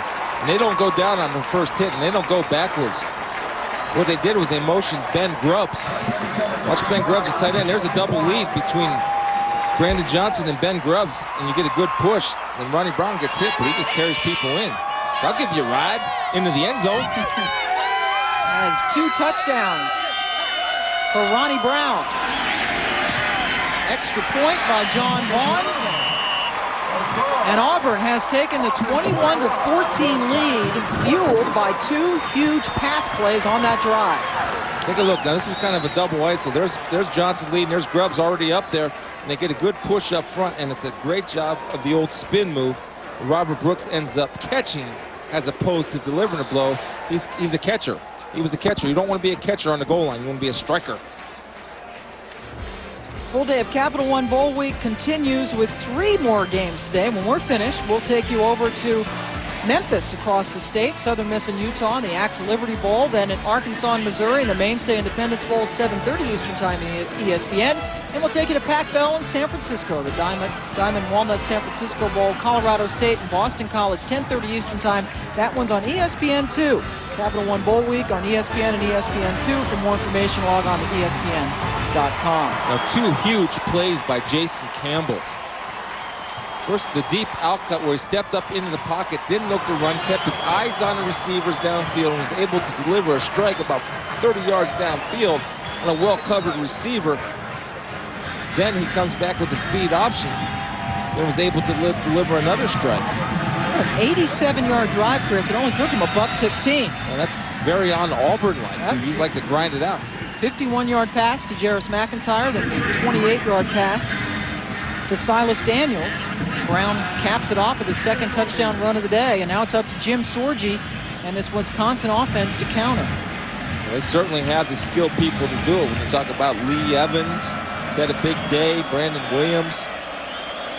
And remember, that drive was started with the interception on a great play by Carlos Rogers. Will Herring got the tip for the interception, and boom, boom, he got a touchdown. Brandon Williams fumbles it, but gets it right back. Brandon gets knocked down just short of the 25-yard line as we send you back to the studio in Reese Davis. Got a little fireworks going, Pam, in the Wells Fargo Sun Bowl. Minnesota and Oregon. Assad Abdul-Khalik looking for Jared Posthumus. Posthumus is back.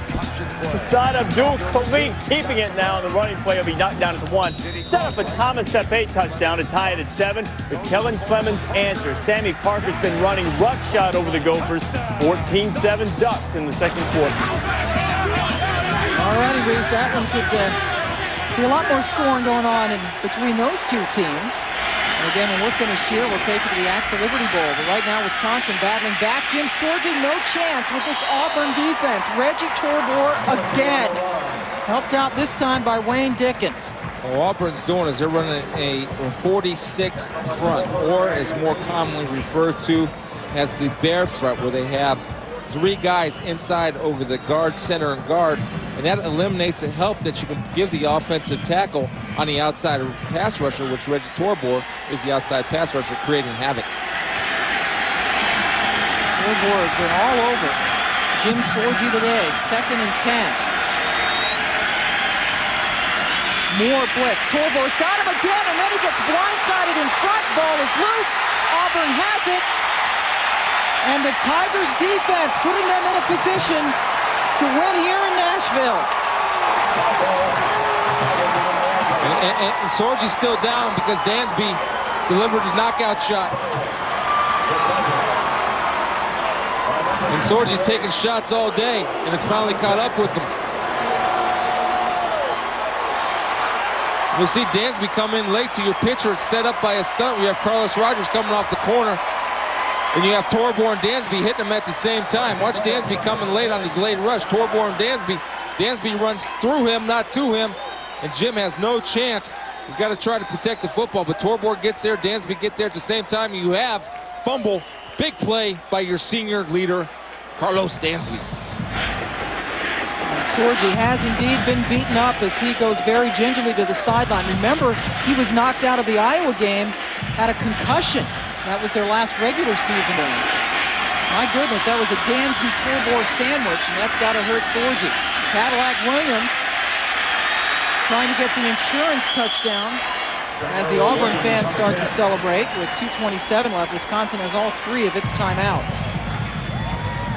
Really 2 big turnovers in this 4th quarter to be credited with the Auburn victory if they do indeed win this game. And let's not forget about the 2 turnovers that Wisconsin had on an Auburn scoring drive that the officials missed. 15 knockdowns against Sorgi today as we head towards the 2-minute mark. And Jason Campbell and Auburn obviously going to take all the time in the world that they need on 2nd and goal. From the 1.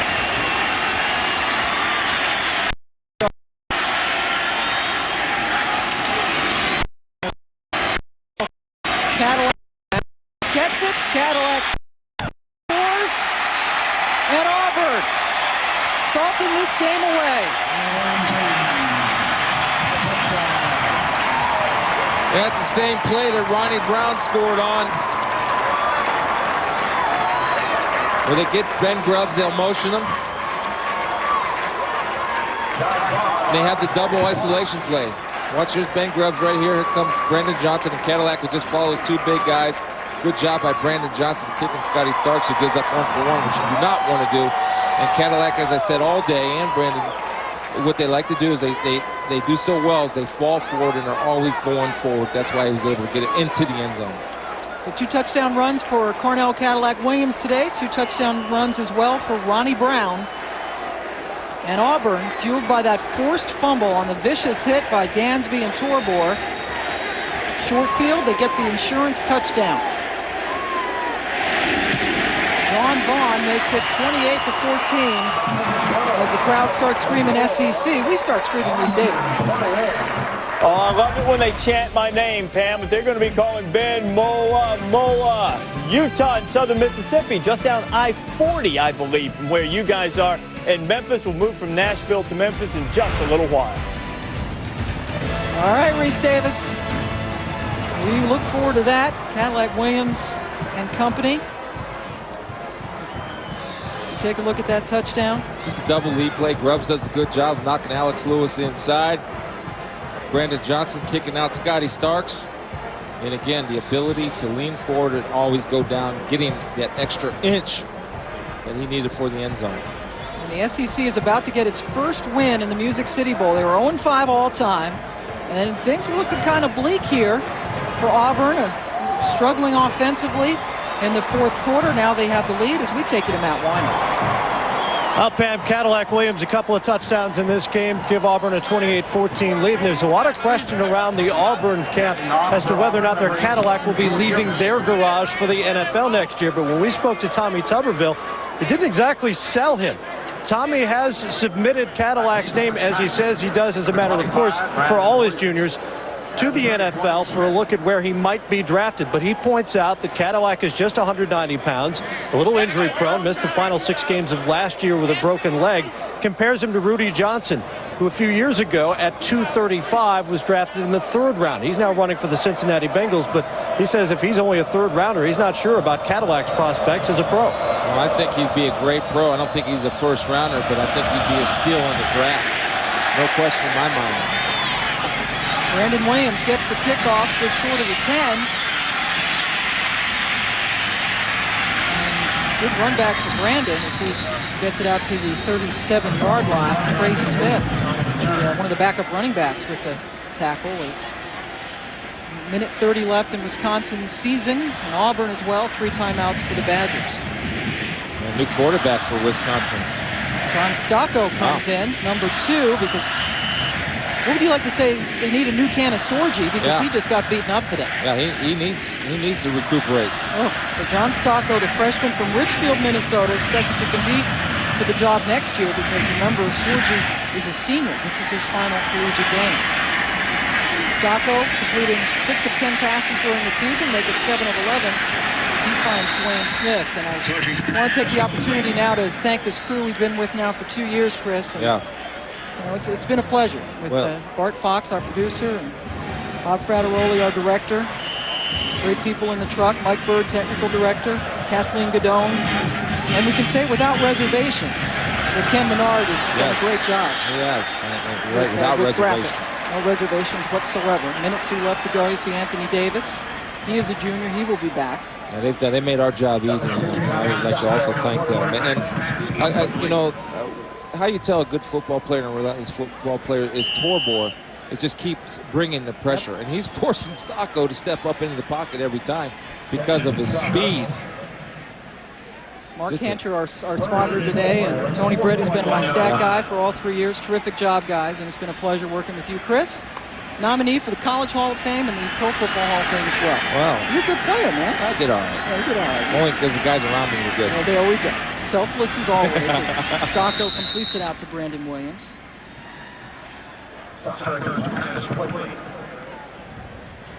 Our Capital One player of the game, I'll give you the honors, Chris. Yeah, Reggie Torbor, 3.5 sacks, and that's not even counting pressures or knockdowns. 7 tackles. There's one of the sacks that he had. Again, he has speed, and he just keeps coming. He's relentless. He's got a great motor.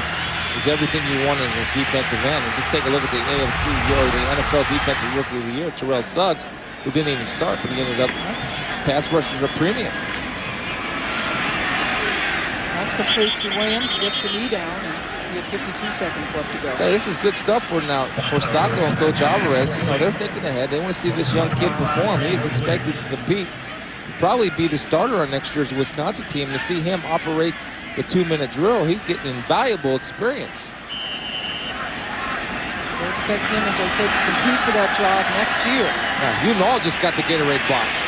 Torbor chasing Stocko, and that is completed to Darren Charles, the junior from Oshkosh.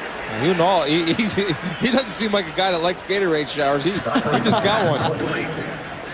And his big offensive linemen were the guys that give it to him. Those guys have a special bond between each other. Look at Hugh. He's down there smiling. Got the towel around him. There's Coach Tuberville. He's looking for his Gatorade. Oh, he got a little. Looks like he got a little residue. Great way to end the season for him. Also, I want to throw in Gord Schmidt, who's helped us, and Russ Lipkin down in the truck. Renee George, our operations producer. And other people, I'm sure we're forgetting their names, but thanks, guys. It's been a great season. It's been a lot of fun. Good team. Great team. A couple of good teams here in Wisconsin and Auburn ending their season. John Stocko.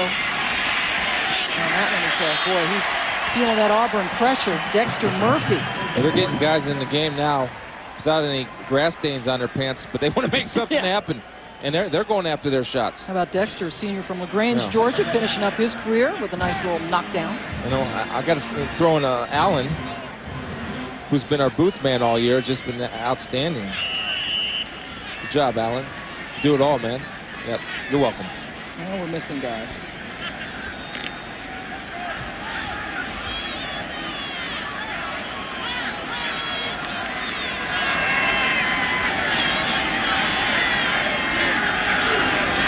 Dansby coming after Stocko. Wayne Smith falls on it, but boy, that just says everything for this Auburn defense. That's the story of the game. Auburn gets 2 touchdowns apiece from Ronnie Brown and also Cadillac Williams, but boy, it is their defense. Guys like Dansby and Reggie Torbor. Dansby 6 tackles, 1.5 sacks, couple of forced fumbles, pressures, everything. You know, they're drawing straws for the quarterback now. Wisconsin takes a timeout with 4 seconds left to go, and Barry Alvarez is going to have to wait till next year to get career win number 100. Ernie Dunlap, Tim, Chris, and Tape, thanks to you guys, all of our camera guys. And Jock Alone and audio, you guys are the best. We're going to miss you. And Jim Sorgi going to be sore for a while as he finishes his collegiate career. Jimmy Leonard, he'll be, this is a guy who just went on scholarship this year. He'll be back for his senior season. Put 4 seconds back on the clock, so we bump up to 8 seconds left in the Gaylord Hotels Music City Bowl. Auburn will finish its season 8-5, and again, Tommy Tuberville, after going what he went through, my goodness, what a great way to end the season. They went and talked to Bobby Petrino about succeeding Tuberville at Auburn, all that shook out nicely for Tuberville. Got the contract extension, and it's kind of justice for him winning this football game too. What a great job and how he's handled everything. You know, while we're going through that list of names, Pam, and all the people that make it possible for us to do a good job is Rocky Root, our video guy, who does a more awesome job. Everybody does a great job. They take pride in their work. Sign your name to it, and that's what we do.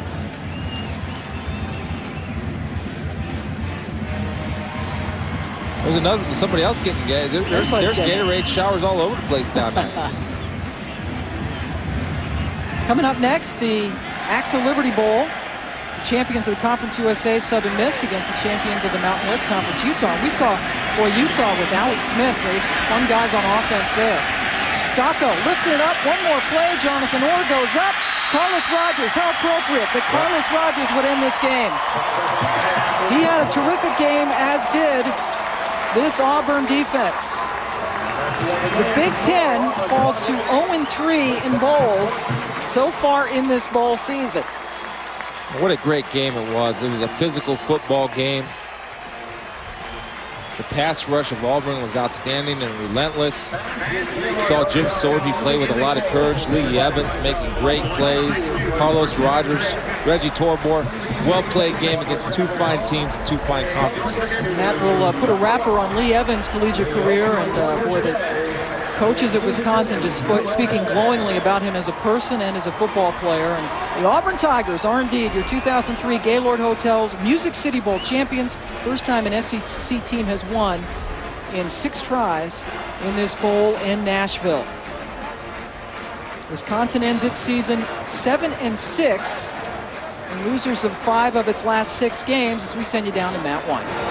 All right, Pam, Coach, after this roller coaster season, personally for this team, what does it mean to you in this program? Well, this is for the Auburn people. It's been a tough couple of months, and, we kind of regrouped, and our seniors talked before the game about how this was for the entire Auburn family and the people that went through everything we went through. Hopefully this will do a little healing. We just got to get back out and get after recruiting now, but I'm proud for the seniors and everybody involved. It was a great game. Wisconsin played good. Came down, we made a few plays at the end to get the win. Congratulations, Coach. Thank you very much. Back up to you, Pam. All right, thank you, Matt. Auburn wins it 28-24. For Chris Spielman, Matt Weiner, I am Pam Ward. Happy New Year to everybody as Wisconsin loses 28-14. We send you to Reese Davis.